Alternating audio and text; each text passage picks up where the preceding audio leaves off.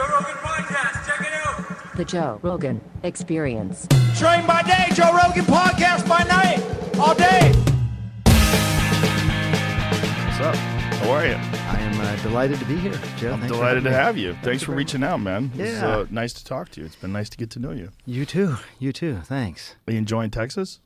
Yeah. It's funny. I hadn't been to Austin in some time, and it's changed in a really good way. I was staying at a hotel downtown, walking around, tons of cool restaurants, and I guess Austin City Limits has their little stage that's downtown. Yeah. There was a big thing going on there last night, and it was great. Yeah, they've recovered. It's a few months ago, it was pretty rough with the tents and all the homelessness stuff, but they moved those folks into hotels, and they've purchased some hotels. Have they done that? Yeah, they've done.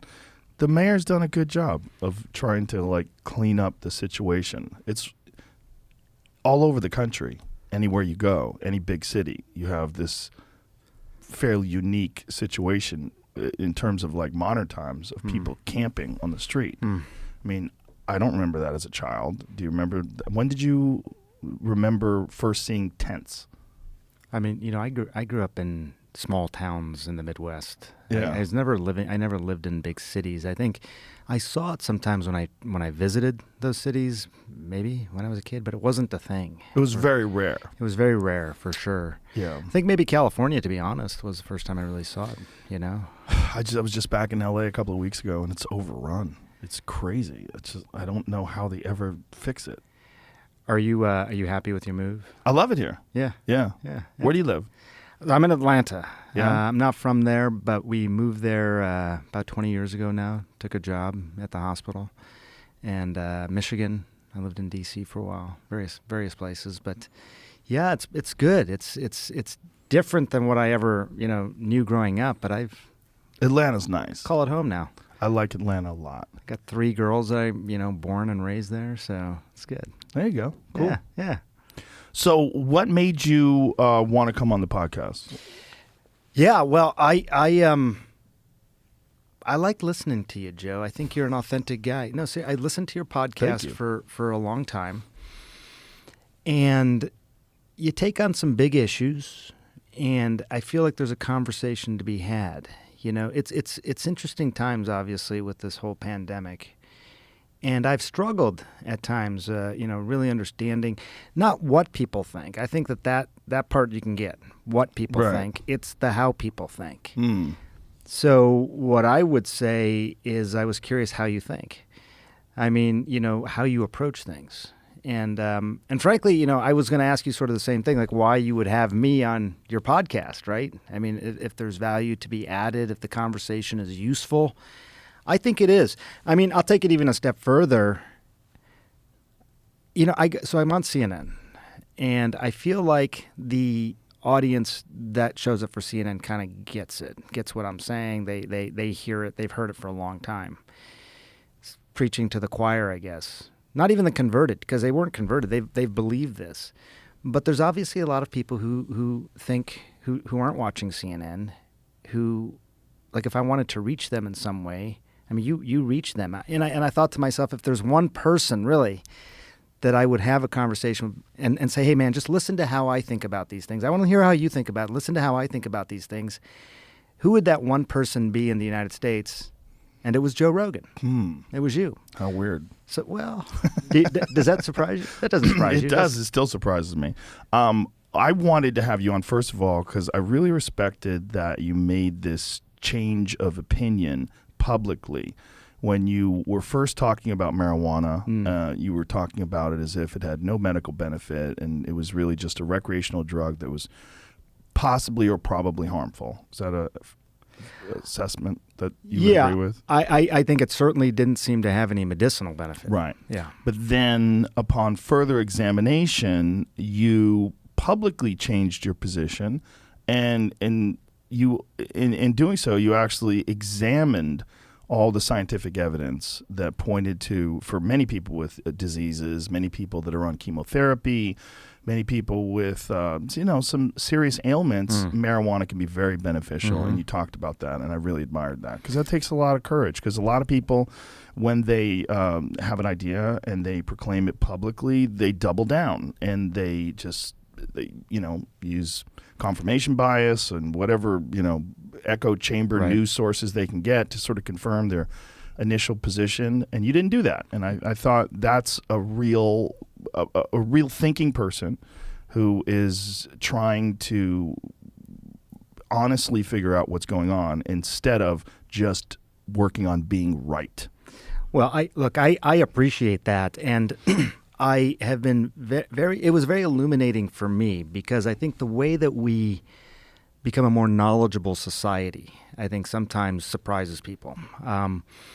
I do think, and maybe this will dovetail even to a little bit of what's going on now, but the thing is that when you looked at if you were just to look at the bulk of evidence around cannabis, and I'm talking, I wrote this Time magazine article back, this is probably 12, 13 years ago, and I looked at the bulk of evidence, and you say, okay, I'm going to just look at the 400 most recent papers. I'm going to read the abstracts. I'm going to dig in deep on some of them. And 94% of them were basically, the hypothesis was, where's the harm here? Show me the harm, right? The hypothesis was not, show me the benefit. That was only true for about 6%. So right away, you're dealing with a sort of very biased sort of set of data. And that's one stream up. Now, if you're just looking at papers, you're like, well, this one potential lung harm, this one possible addiction, this one gateway, you're seeing all those individual studies. But at a broader level, one step upstream, you realize that most of the studies that are getting funded are designed to look for harm, right? Yeah. So when I saw that was the first time I thought, well, why are the studies that are getting out there, why are they all designed to look for harm?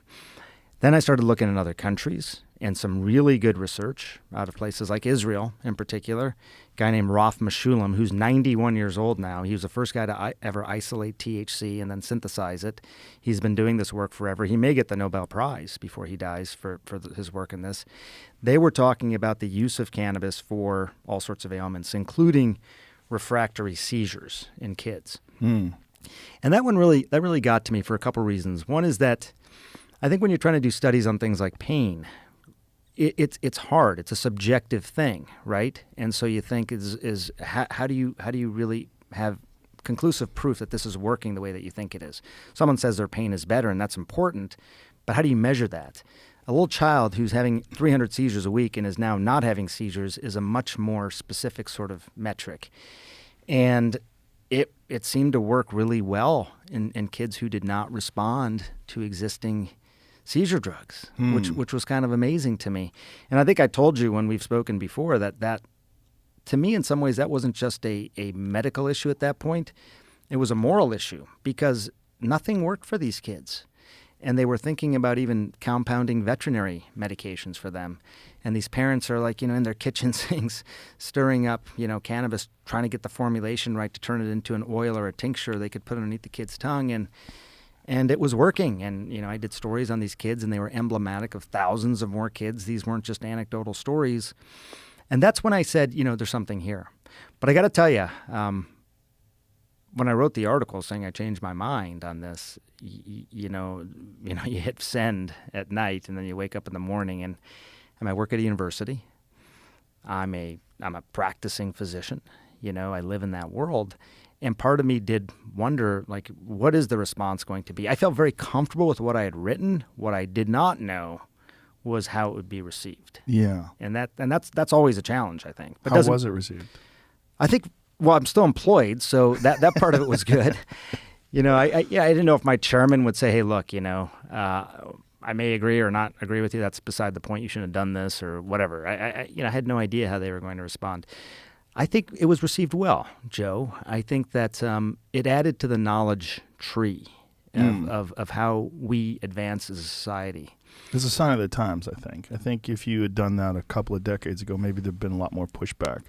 I think people are coming to much more of an understanding, and also the logical aspect of it. Like when people look at all the things that human beings are allowed to consume, including this that you gave me here. This looks it's pretty spectacular. I'm pretty proud of my gift that I've given you Some here. serious bourbon here. Well, but thank you for that. For the man who has everything. This is legal, I mean, we can enjoy it a glass. Okay, it's yeah. normal. It's a normal thing, and we all agree to that. It's a it's a long-standing tradition for Yeah. people to drink alcohol socially. Marijuana, for whatever reasons, and we could go into that if you want, but it's been demonized unfairly, and people know that. It's not like heroin or crack or things that you've seen people's lives fall apart on it on a regular basis. And I think most people are aware of that now. So in the era that you publish that, people have come to an understanding that it's not one of the hard drugs. It's not the most dangerous thing in the world. It's not good for kids. It's not good for some people. It's not good for some people maybe with possible schizophrenic tendencies. I think there's a real concern there. Yeah. And, No, I mean, yeah, you raise a really important point. One thing I tried to stay away from whenever I wrote about this was I felt like it was a little bit of a trap to get into the moral equivalency of things. Mm-hmm. Like I think things should just stand on their own 2 feet. Yeah. Well, it's better than this, right? Mm-hmm. What you're saying is true. I feel like alcohol can be a sledgehammer to the brain. I really do. If you think about the way alcohol affects the brain, very different than the way cannabis affects the brain. And that part of it is true. But the idea that it could be a medicine in particular, I mean, I think that is really quite striking, and it's a plant, you know, and there's all these things. And I listen to your podcast, and I listen to Brett, and I listen to others, and I get the points that they're making about that in terms of can you look to the earth to heal? And oftentimes you can. We've been given a lot of things, but I think that with cannabis in particular, the evidence. I'm not the first to say this, obviously. People have been saying this for a long time. Maybe the timing was right, but 2 decades ago people were saying this. 3 decades ago people were saying this. This was on the formulary in the United States in the 1940s, post-reefer madness, which I think was like 1936 or something like that. People were already saying, hey, wait a second. This could be used to treat addiction. This could be used to treat, even Parkinsonian-like symptoms. There was all these things that they were putting out there. And then it went through this cultural sort of assassination for a while, which was wild to sort of reflect on historically. Have you ever looked at the original cultural assassination of cannabis? Like before reefer madness, or Well, when it all got, what do you know the origin of it? It was all because of the commodity of hemp versus versus paper versus it was all the demonization came about right at the invention of the decorticator. A decorticator was a device that was invented in the 1930s that was going to effectively process hemp far easier. It was this crazy-looking machine. And before that, they had used slavery to process hemp back in the day. And then with the invention of the cotton gin, cotton became a preferred source of textiles. But then when the decorticator came around, it was the cover of Popular Science magazine. It said, hemp, the new billion-dollar crop, because of the fact they figured out this new machine. And then William Randolph Hearst and Harry Anslinger, because William Randolph Hearst didn't just own Hearst Publications and Hearst, the newspapers. Pharmaceuticals and nylon. Well, also, he owned paper mills. Right. And he owned forests filled with trees they were going to chop down to make paper. And it would have cost him millions of dollars to convert all that to hemp. So this evil fuck, what he decided to do, he decided to demonize this particular plant because of the textile, because of the commodity of hemp. And he blamed it all on the psychoactive plant and then named it after a Mexican slang for wild tobacco. Right. So nobody knew what marijuana was when they started printing this, and they thought there was some new thing that was running rampant through our communities and causing people to do horrendous things. And then they, did the Reefer Madness films and that kind of stuff. That's where it all came from, a rich guy who didn't want to lose money. From the 1930s. Felt threatened by what this could represent. Haunted us almost 100 years later. The same that propaganda, the echoes of that propaganda, are what is bothering people even today. It's really frightening to think about it that way. I mean, you see it, and then when you see it, it's sort of unraveled like that. I knew the William Randolph Hearst connection. I didn't know it to that level of detail, but there was some, this idea that people had a lot to gain from this substance being sort of really suppressed. I thought was scary. Yeah. But fascinating to see because, then you look for it. You say, like, is this happening? Well, it shows you how dangerous it is when the press is lying and when they're inaccurate, and when they're allowed to print things and publish things that aren't true, that the echoes of that, as I said, could last for 90, 100 years. Well, he was the press, He right? was the press, yeah. I mean, if the press is owned by somebody who is sort of using this for their own personal gains, I think obviously that's a huge problem. Yeah, especially in the days before the internet, right? Right. Have you had any experiences on marijuana? I've tried it, yeah. Really? I have. When? Recently? Not too recently. Do you have to be careful saying this? No, I don't care. But You've had a drink before, right? I've had a drink before. okay, crazy. Yeah. I could see the appeal of it. I really could. I think I I even kept a little log of my experience. Oh, really? I just was curious, like, what am I going to write? And some of the stuff that I wrote was pretty brilliant, actually. But I will say this, it did make me, and I don't know if it's my own personal thing, like I'm bringing too much baggage to it. I did get the sense of paranoia that people often talk about, and I did not find that very comfortable. Yeah, it's supposed to be uncomfortable, I think. I think you're supposed to learn something from that. Is that right? Yeah, I think thought so. it was just supposed to be like fun and like it can anxiety relieving. It can be that too. But I think the uncomfortable feeling that you get from the paranoia, when it goes away, you're left with an understanding of maybe what are these things that you have issues with. And maybe if you could shore up those aspects of your life, you wouldn't have maybe these underlying feelings that you're suppressing and ignoring for the most part until you get high. I think you'd like to get your life to a place where when you get really high, you don't feel bad. That would be, I think that's a really interesting way of looking at it. If I could get to that place, if I've dealt with some of these things in my own life, then if I were to get high, I would be not as overwhelmed by the paranoia. Yeah. I fully accept that I have issues that I got to deal with. That's what you're saying. We all do. I fully accept that. It is weird though, because I do see I read, you had Michael Apollon on, I saw a while ago. And I read his book, How to Heal Your Mind. Yes. And I've talked to him about this stuff. And I interviewed even the guys who are doing some of these psilocybin trials now and stuff. Mm-hmm. And it's really interesting to me, in terms of your own personal growth when you're on taking some of these substances. I'm not there. I still have I had that paranoia, and it kind of bothered me. Maybe I got some work to do. I don't know. Well, it's also a dose issue, when you don't have any experience with THC and then you smoke marijuana, it's hard to regulate. Like, how much should I be taking in? Yeah. It's even weirder if you eat it. Have you had any edible experiences? I did not try the edibles. And then you get this, I was told you get sort of a biphasic. You get the first sort of hit, and then it goes through your liver, and then you get a second hit, which can be very hard to manage, is what I was told. Well, the liver part, your body produces 11-hydroxymetabolite. It's a far more potent version of a psychoactive that you don't really get when you smoke it.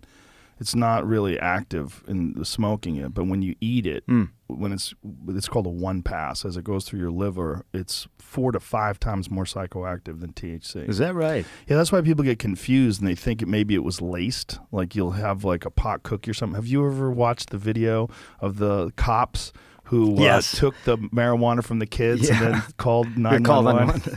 They thought time had stopped somehow. That's 11-hydroxymetabolite. That's what's happening to them. Yeah, they're tripping balls because it's more like a psychedelic. Well, they were totally paranoid. Yes. I mean, is that what tripping balls means? Well, I mean, they thought time had stopped. Right. It's not as simple as being paranoid. They were probably watching the Earth through a different dimension. It's a different experience when you eat it. It's very psychedelic. Like you might as well be on acid. Psychedelic, like you're hallucinating and stuff. You certainly can when you close your eyes.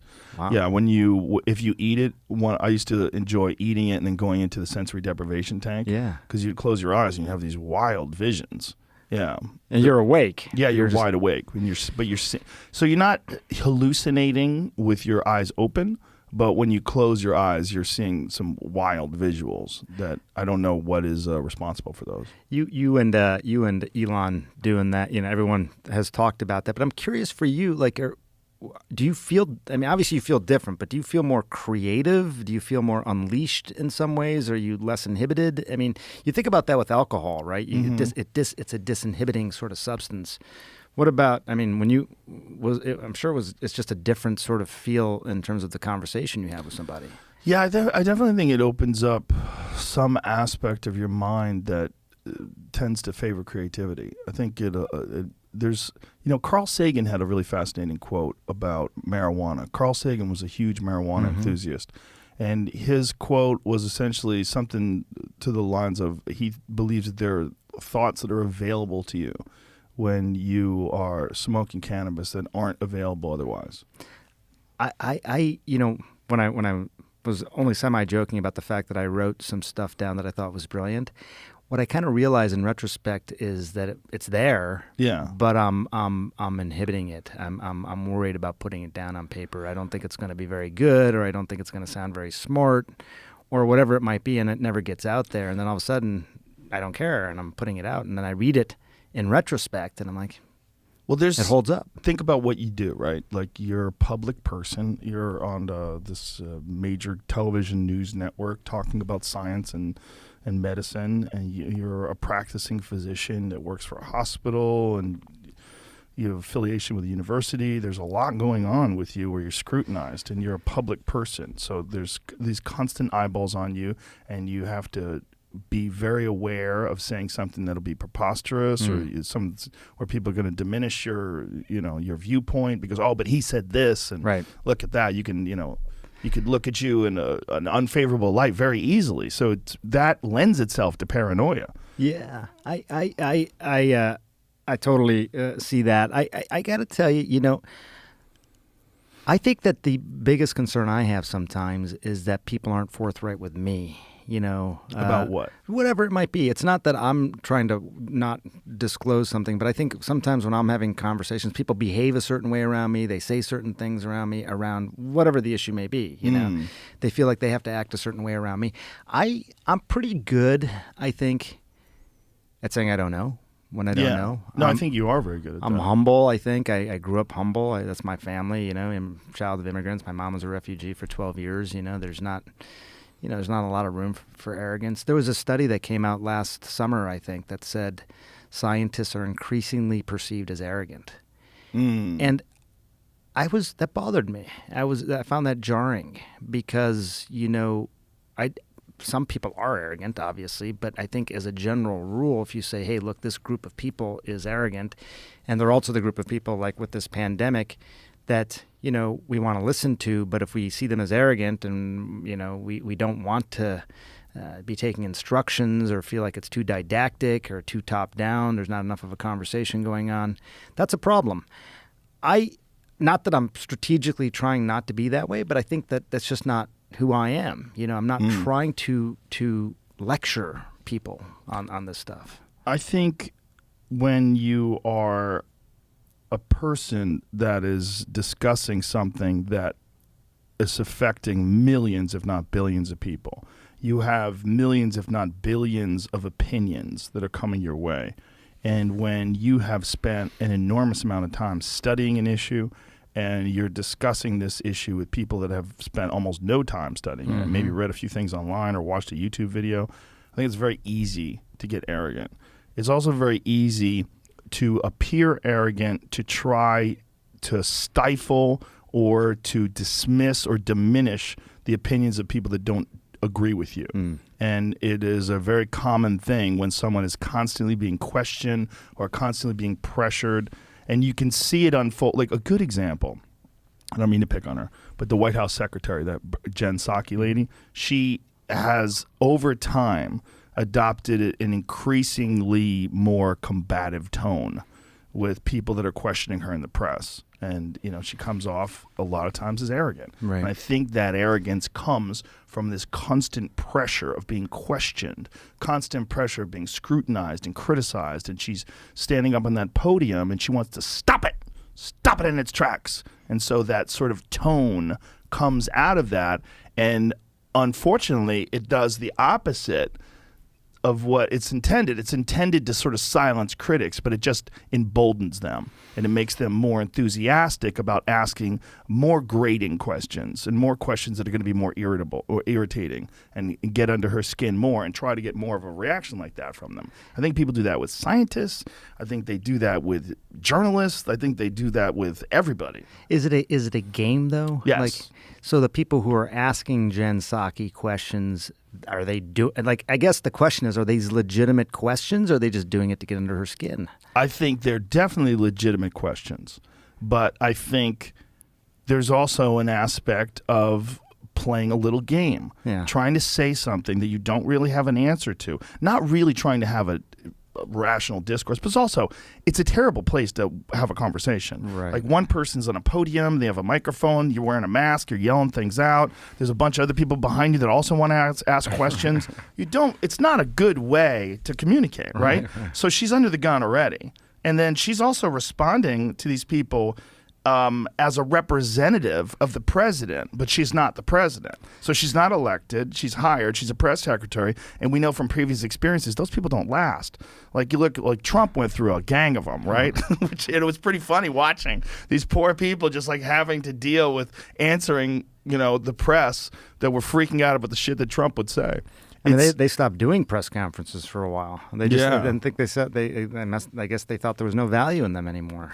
I think they just get tired of being just criticized and scrutinized, and it's a fascinating position because it's a very unnatural position. It's not conducive to good discourse. It's not conducive to good conversations.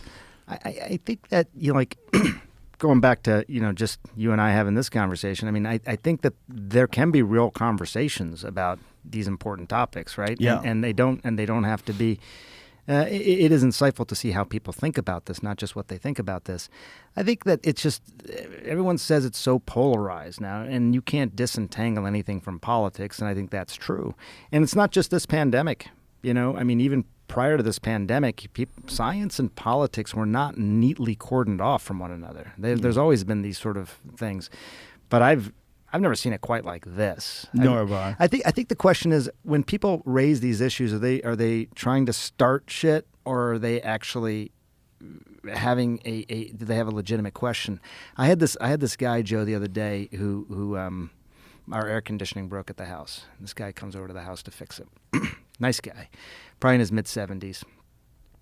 Has a mask on. He goes and fixes the air conditioning. And when he's walking, I'm walking him out. And I don't know if he knows who I am or anything, but it turns out that he does. And he says, "Hey, you mind if I ask you a question?" I said, "Sure." He says, "Do you think I should get the vaccine?"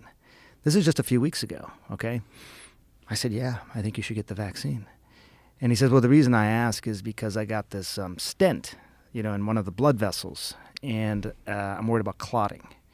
And I said, "Oh, yeah, well, there was some news reports about clotting. I can see why you'd think that way.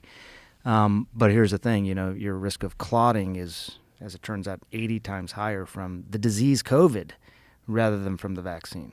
That's 80 times? 80 times. Really, the clotting risk was primarily among postmenopausal women, and it was primarily the adenoviral, the Johnson & Johnson type vaccines. You didn't really see it in the mRNA vaccines like Pfizer and Moderna. But the risk is there. But clotting is a real concern with this disease, which is weird, to the point where some people say we shouldn't even call this a respiratory disease as much as a vascular disease. Yeah, I've read that. Which I think is really, we're learning here. I mean, this is a novel virus. We don't get to see that very often. People focus on the word virus, but the word novel is really important here. I mean, when is the last time you did something for the first time? When's the last time you experienced something for the first time? What happens when you have something novel? What you automatically do is you bring your own world view to it, right? Coronavirus from China. Oh, well, that's going to be like SARS. I remember SARS back in 2003. This is going to behave like that. So you automatically put this in that box. Wrong box to put it in. Oh, it's looking like a pandemic. I'm going to put this in the H1N1 box. That was the last pandemic in 2009. That would have been the wrong box as well. This thing didn't have a box of its own. It behaved totally differently. So, but the air conditioning guy, he's worried about the clotting. And I tell him this, and he says, he thanks me, and he says, well, I really appreciate that. I've been trying to get an answer on this, and part of the reason why is my daughter died last week of COVID. This is my air conditioning guy telling me this, okay? How old is he? He's in like mid-70s. So, it was just hard.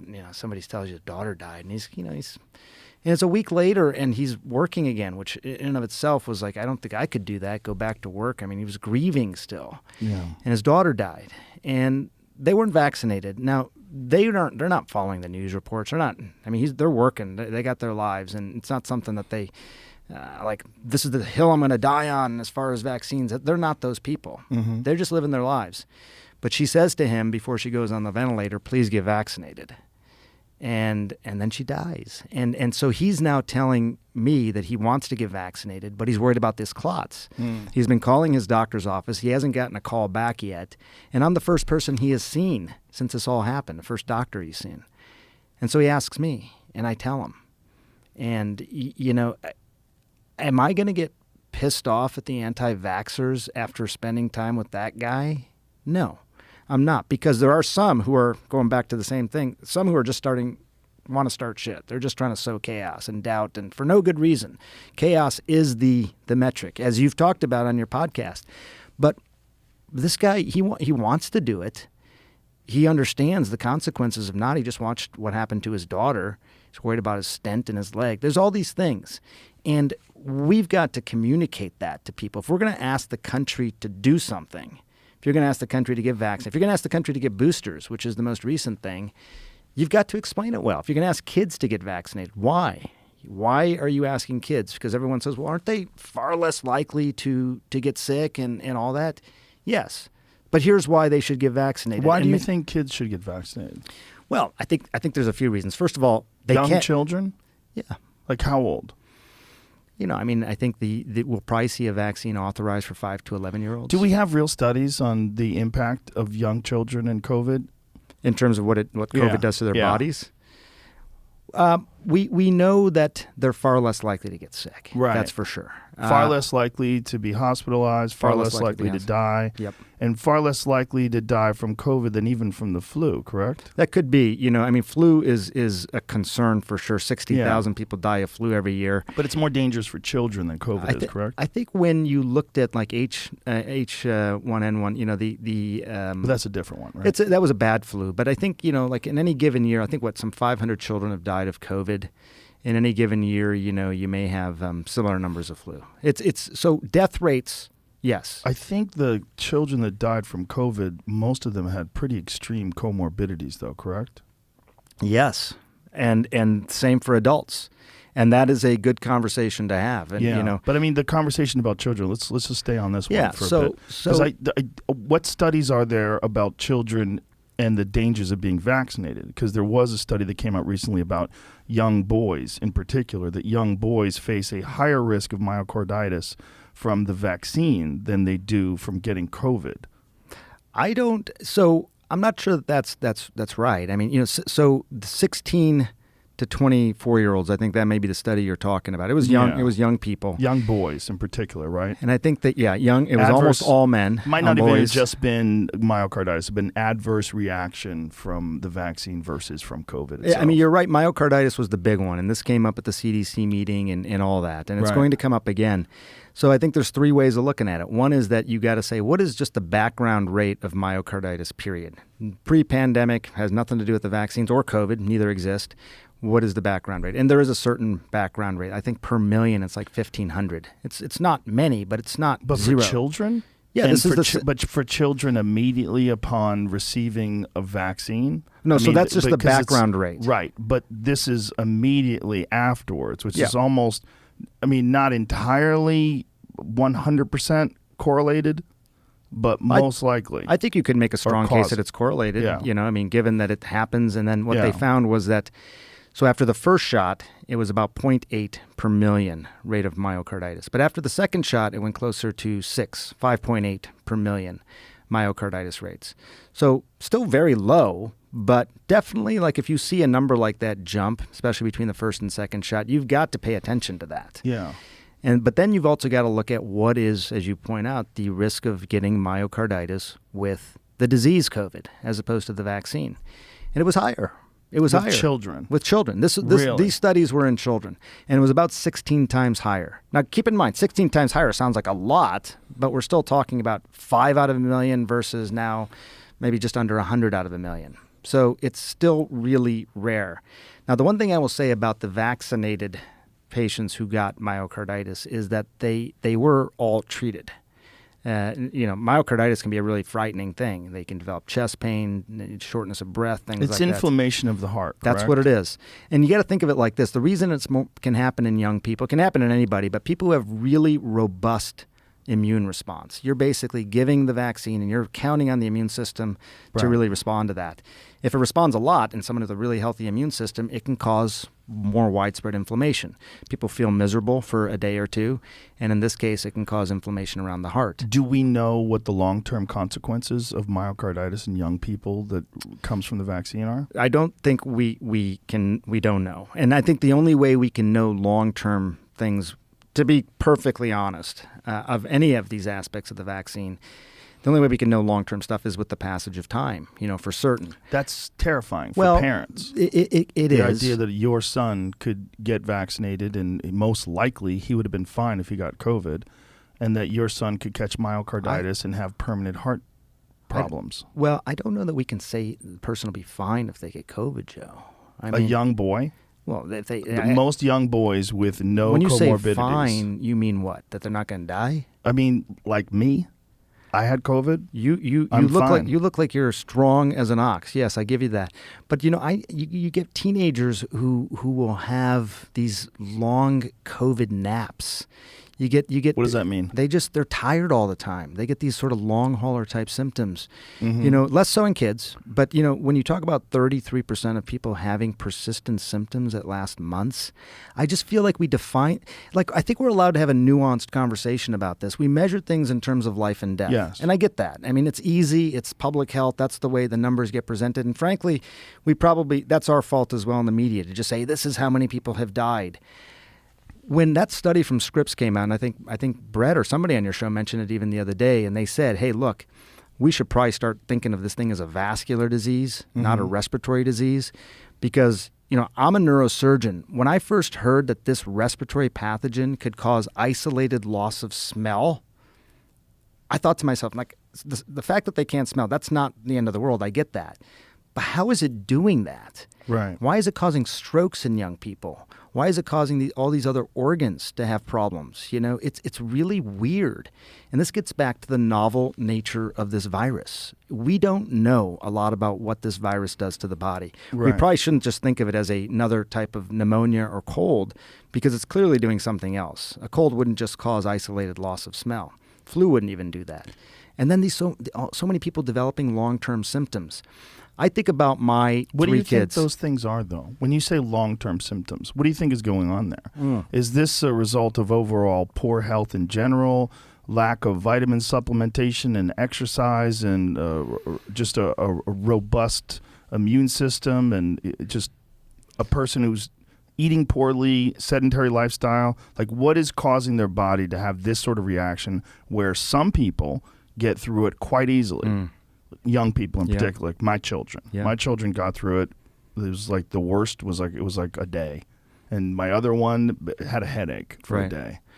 Thankfully, I think most people are that way, right? When I say most, I mean, even among adults, 80%. Right. So should we be making decisions based on the small amount of people that have these long-term symptoms and not instead addressing why do these individuals have these long-term symptoms? And is this something that's inherent to their own biology, their own lifestyle choices? Is that what the consequences are coming from? or is it coming from this very serious disease? Like, shouldn't we look at it in terms of what does this do to healthy people? And if these people are not healthy, what can we do to make them healthy so that they could have a more robust immune system and a more, a more favorable outcome? Instead of just thinking we should vaccinate kids, well, I mean, all kids. Why can't we do both? Because I'm worried. Because I know one of my friends, his good friend that he grew up with, his daughter was 14 years old, got vaccinated, and had to be admitted to the ICU because she had some sort of cardiorespiratory issue from the vaccine. That scares the shit out of me. That scares the shit out of me too. I've read a story about a 19-year-old girl who had to get a heart transplant. Because of the vaccine? Yes. We could find it for you. Wind up dying because she had to get on immunosuppressant drugs to deal with the heart transplant and then got pneumonia. This is a very rare case, very rare. But if you're going to bring up anecdotal evidence about people that have long-term fatigue and consequences, you also have to bring up these anecdotal tales of people that have lost friends and loved ones to being vaccinated. Yeah, you're right. I mean, those are real things. Those are terrifying. I mean, but no one wants to discuss those. Well, we don't want to pretend that they don't exist. I don't want to pretend they don't exist. Trust me. Not I you. did not know about the 19-year-old who needed a heart transplant. See if you can find it, Jamie. That's terrifying. It's but I think a young lady who was apparently she followed all the rules, was wearing a mask all the time, was very disciplined, was going to college, was one of the first people to, at her college get vaccinated, and she had a terrible reaction. And now, obviously, if you vaccinate millions and millions of people, you're going to have a certain percentage of them that have a bad reaction. Just like if you give peanuts to millions and millions of people, some people are going to die. Yeah.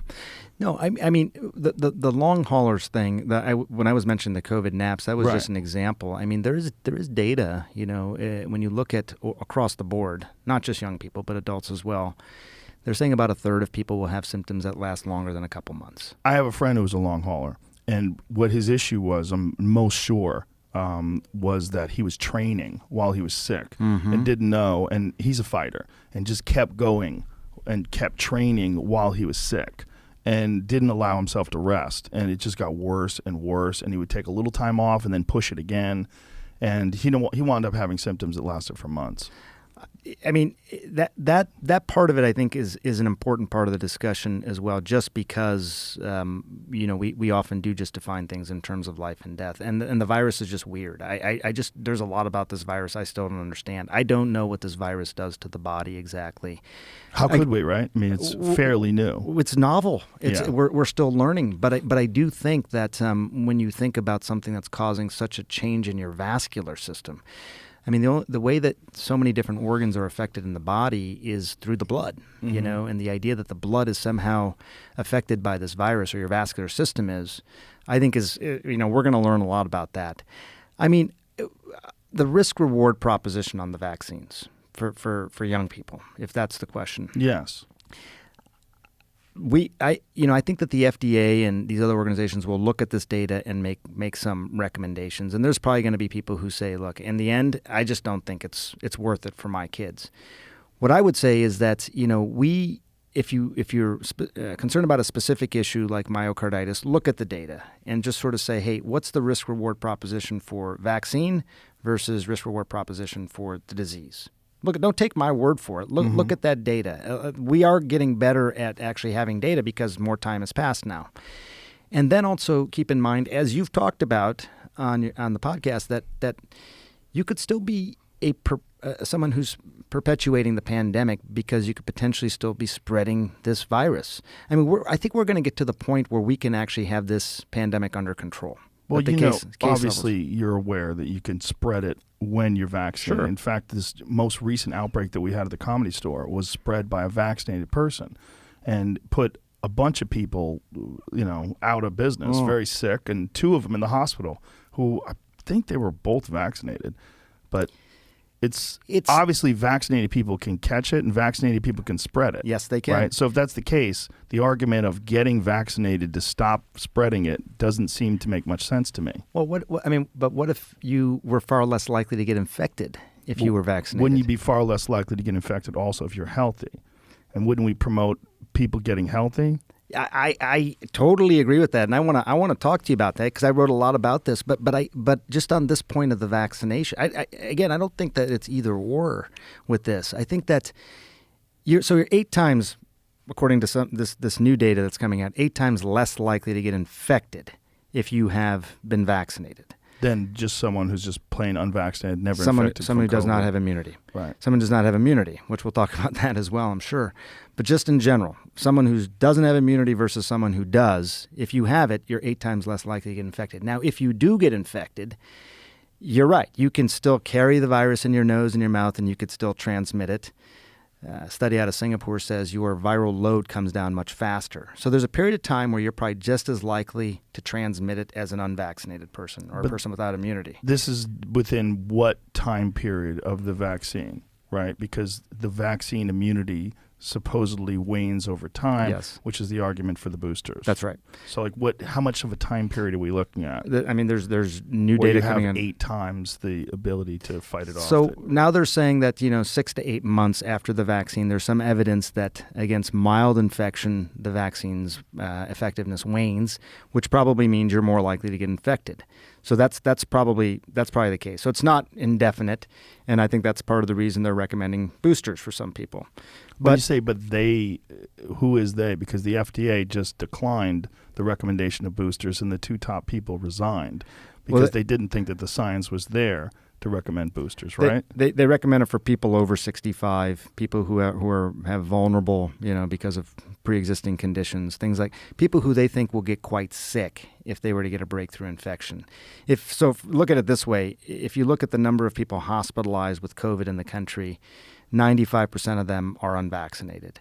So who are the 5%? Is that real? It's different in different places, but 90% plus in most places. We were just discussing that, and I mean, that was there was a study that was out of England, and then there was another one out of Israel, where a large percentage of Yes. them, great in number Israel, of them. that's right, and it's really interesting. But you got to remember something, though, Joe, is that once you start getting the vast majority of people vaccinated in a society, then the total number of people who show up in the hospital with COVID are likely to be vaccinated. Right, because it's a much smaller of the people number. are vaccinated. It's a much smaller absolute number, but like if you have a lot of people who are showing up in the hospital, over 100,000 at one point, in this country that are in the hospital with COVID, 90% plus were unvaccinated. Now, once we get to a higher vaccination level or a higher immunity level, the ratio will flip just because more people will be vaccinated. Because we have a greater percentage. You have of a people greater who are percentage. vaccinated. But I think the question they were asking as part of this booster discussion is who are the 5% that are vaccinated and still get sick enough to end up in the hospital? And what they found was that they tended to be older. They tended to be people with certain pre-existing conditions. They had already made a determination that people who were immune compromised should get a booster shot. So there was all these various things. They did not do, you're right, across the board recommendation for everyone to get boosters. They don't think the data is there to sort of support that yet. They think the vaccines do work pretty well for people who aren't vulnerable for these reasons. And then the 2 people resigned. 2 people resigned because I think they felt that they were being pressured to. Why did they resign? They resigned over the boosters, correct? I think you can safely say that. That seems like a strange Well, situation, what happened right? In the was- middle of a pandemic for someone who is it's not good. not good. It's not good. So what was your assessment of that? I tell you what I think, and this was a problem. This was a problem. The first we heard of boosters was from who? It was from the White House, right? Right. We should be hearing about these things first from Scientists. FDA or CDC. Yeah, the scientists.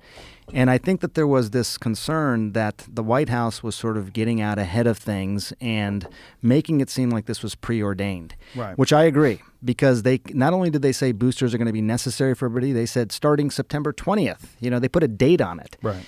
They came back and they said, hey, look, what we really meant was that we think boosters are going to be necessary because we're seeing what's happening in Israel. We're seeing what's happening in the UK. We want to be ready. We want to make sure pharmacies have boosters and we don't go through the whole thing when vaccines first rolled out where people couldn't get them. That's not how they approached it. And I think the FDA, at least a couple of people who are very senior people within the vaccine office, basically said, we feel pressured and that's not how we should be conducting science policy. And they left as a result.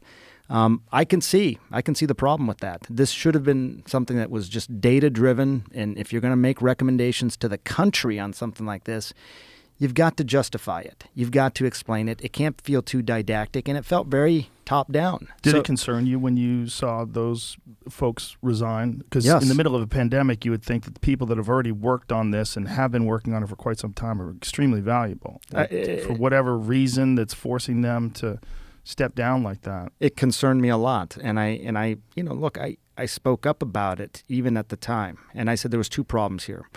One is that clearly the FDA and the CDC were not even part of some of these discussions, at least not some of the career scientists over there. They weren't even part of the discussion because they were surprised when suddenly the White House Coronavirus Task Force was saying boosters. And so some of these folks who are the actual scientists who are looking at this data, trying to make these determinations, were obviously blindsided by that. That's not good. But the second part of it that I think was even a bigger concern was, what was the data then? How do you justify this? And that's a problem. I think that, my parents are in their late 70s. They're living in Florida. They've been pretty good throughout this, but I think they would benefit from boosters. My dad lives with some chronic disease. They're at risk. And so, I think they should get boosters because a bad breakthrough for my dad would be a problem. He could get really sick and, might need to be hospitalized or even die. If I were to get a breakthrough, I'm less concerned. I'm a healthy person, generally speaking. I don't think it would be a big problem for me if a breakthrough infection. I don't think it would happen, but if it did, it would be less of a problem. Ultimately, there may be a case made that I need to get a booster too. But right now, I feel like the vaccine works pretty well for me. But can I stop you there? That feeling of saying that I feel like if I got infected, I would be okay. Why is that okay to have that feeling if you've been vaccinated and not have that feeling if you're unvaccinated? If you are not concerned about a breakthrough infection because you feel like your immune system is strong enough to handle it, why is that not okay for someone who is especially a young person? Let's think of a young male who's 18, 19 years old who is in this risk of myocarditis versus, COVID, getting the vaccine shot.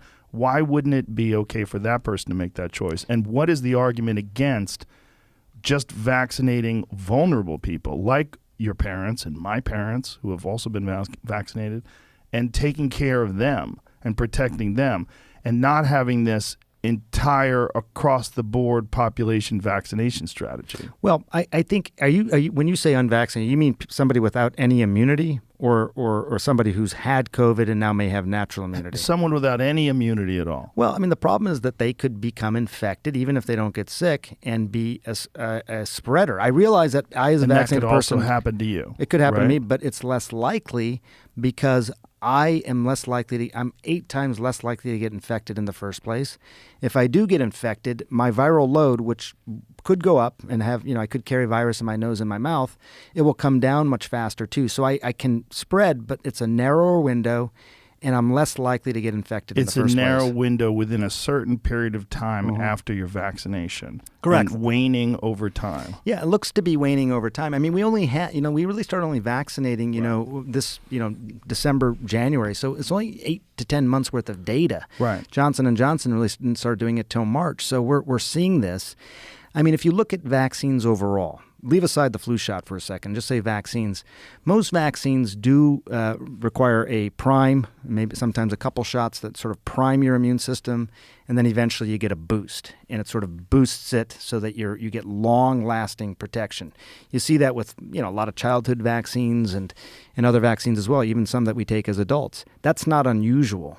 I think what the question really is does everyone need a boost, like me, for example, and younger people? And is there a right interval for that? Is it 6 months? Is it 8 months? Is it a year? What's the best time to do that? Do we have real data on boosters and what the long-term effects of those are? With the effects from the studies were essentially just on the 2 shots, right? How much data do we have on 3 shots or 4 or 5 or however many it's going to take. I mean, some of this data is from other countries that have been boosting for a while. But no, I mean, again, we don't have any long-term data on that. We know what the vaccine does inside the body. But I think it's a fair question, Joe. If you were to ask me, we're recommending something, and what does it mean 10 years from now or 5 years from now, whatever, I don't think anyone can say without a doubt there's no problem here. But I think overall, you'd say we have a long history of vaccines in this country. Admittedly, some of these are new types of vaccines. And if people have side effects, they typically occur within the first 42 days, significant side effects. And that's why they waited 2 months for these safety studies before they really started, saying the safety data is enough. Right. You remember in the fall of last year, they wanted to authorize these vaccines really fast. It was just get them out there, put them out there. And they pushed back and said, no, we're going to wait for 2 months at least of safety data because the vast majority of side effects occur within the first 42 days. Again, I don't know about this 19-year-old woman, and I'm sure that there are some stories like that. Yeah. But I think that data has held up. I mean, there's been some 6 billion shots now given around the world of this vaccine. So in addition to the clinical trials, which were tens of thousands of people, you have a lot of real-world data now over the last 8 to 10 months. You could make the case that these are some of the most studied therapeutics anywhere on the planet, which is not surprising because everyone on the planet will ultimately need these or take these, so you get billions of pieces of data. You really think everyone on the planet is going to have to get a COVID shot? What about people that have had the infection and recovered? Well, we can talk about that. We can, but I still want to talk about people that are vulnerable versus people that are not. Don't you think that even with a breakthrough infection, untreated, you're probably more vulnerable than the average child who is not vaccinated, who gets COVID? Like people have died who are double vaccinated. In fact, there was a guy who just won an Emmy who's I saw that. Yeah, I saw that. The terrible. Makeup artist Just at this celebration a couple of weeks ago. I don't know if he got COVID there or whatever, but this maskless celebration, has a breakthrough, dies from COVID. The odds of that happening to a healthy child are very, very low. Very low. But that guy is probably your age. How old are you? I'm 51. Yeah, he's about your age. I think he was 53. So at least theoretically, you would be more vulnerable than a young child would be. You vaccinated would be more vulnerable of a breakthrough infection than a young child would be, statistically speaking, right? But you're not worried about catching it. They're both rare. But you're not worried about catching it. You're not worried about catching it because you've been vaccinated and you think it imparts a certain amount of protection. What I'm saying to you is I think that not worry is the same feeling that a lot of people have about their children. They're not worried about their healthy children catching it for the same reason you're not worried about catching it being vaccinated. That if treated correctly, they think that the child probably has a better chance even than you do because you're 51 years old. I think... Does that... I mean, they're both... That seems reasonable, right? Well, I think it's... I know the story about this 53-year-old But you see guy. what I'm saying? Like with your attitude that you're not worried about catching it because you've been vaccinated and you're a healthy guy. That is the exact same feeling that people have about vaccinating their children. If they have healthy children and they know that statistically speaking, there's so few children that have died from COVID. Well, yeah, there are. It's like I think 500 or so children out of have died millions and millions and millions of kids that probably have been exposed. Yeah. But it's again, part of it is not defining this in terms of life and death. I think having antibodies as a general rule is going to make you safer than if you don't. It is, and I'm not just talking about life and death. But I mean, you know that most children, when they catch COVID, have a very quick recovery. Yeah. I think most do, but there are these long haulers. Look, there's also adults like you that are vaccinated that die. Yes, but I think people in their 50s, if you look at the data of people who get hospitalized with these breakthrough infections, they do fall into very specific categories. They just do. I mean, now there's data on that.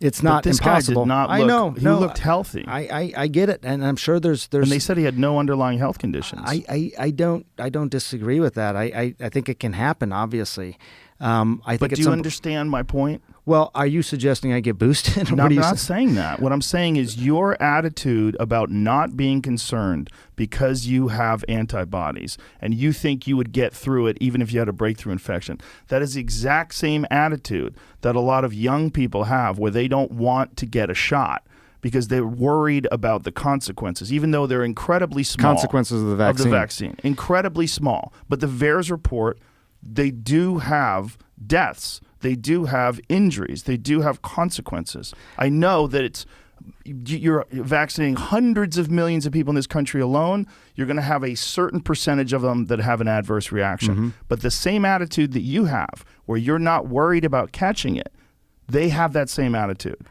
Yeah. Why is it okay for you and not okay for someone to have that attitude about their child? I think you do have to draw a distinction between someone who has immunity versus someone who doesn't. Well, a child is going to get through it as if they had immunity, don't you think? Well, most likely. I first of all, they can get sick, and even if they don't die. And you can as well, right? But you're not worried. I have immunity. I do. I got a vaccine. Right, but breakthrough infections are real. They right? can happen. You know. They can happen, but they're not. Despite this particular story, the person who died of it, in my age group, they're not very common. At some point, if there's more evidence that the vaccine's effectiveness is waning even more, you're seeing people my age getting it. That's like a more common thing. Then I would consider that. Some would suggest I get a booster shot because I work in a hospital. Right, I'm a healthcare worker, and I don't take care of COVID patients specifically, but there can be COVID in the hospital. Obviously, my patients are neurosurgery patients, so it's a little different. But yeah, I think it's a fair point. But I certainly wouldn't look at that and say this is a reason for children not to get vaccinated. But if there is if there's a study that shows that young boys in particular are more likely to have an adverse reaction to the vaccine than they are to catching COVID. Why is there a study that shows that? Yes, let's find it. Find that study where it says young boys more likely to have an adverse reaction to the vaccine than to COVID. We were just talking about it. I mean, the myocarditis data, yeah. I know, which is what a lot of people have focused on. It was about 16 times higher with the disease than with the vaccine. Well, now, I don't know what other. We'll try to find this. But my point is the same attitude that you have about not being worried if you catch it because you're vaccinated. A lot of people have that, not being worried if they catch it because they're young and healthy. Here it is. Boys more at risk from Pfizer jab side effect than COVID, study suggested. U.S. researchers say teenagers more likely to get vaccine-related myocarditis than end up in the hospital with COVID. So, if you have a child and you read this, don't you think that you would be hesitant to vaccinate a child that would most likely cruise through COVID with no issues, specifically if they're healthy boys? Well, I think, yes. So I think you do have to compare apples to apples a little bit here. So I think what this is saying, Joe, is, so if you just said, here's the question, what is your likelihood of myocarditis from vaccine versus myocarditis from the disease? It says here, the children with boys aged 12 to 15 with no underlying medical conditions are 4 to 6 times more likely to be diagnosed with vaccine-related myocarditis than ending up in the hospital with COVID over a 4-month period. Right. Yep. That would make me very concerned. A lot of the kids who got myocarditis after the vaccine did not end up in the hospital. That's part of the thing. They could be treated as an outpatient. They got steroids. They did not need to be hospitalized. But we don't have any idea how that's going to affect them long term, correct? That is true. I think when you raise that point, that's always going to be a fair point because when you're dealing with 4 to 6 times, the absolute risk versus the relative risk it's a real thing. But I think if the question you're saying is, look, I'm worried about myocarditis, period.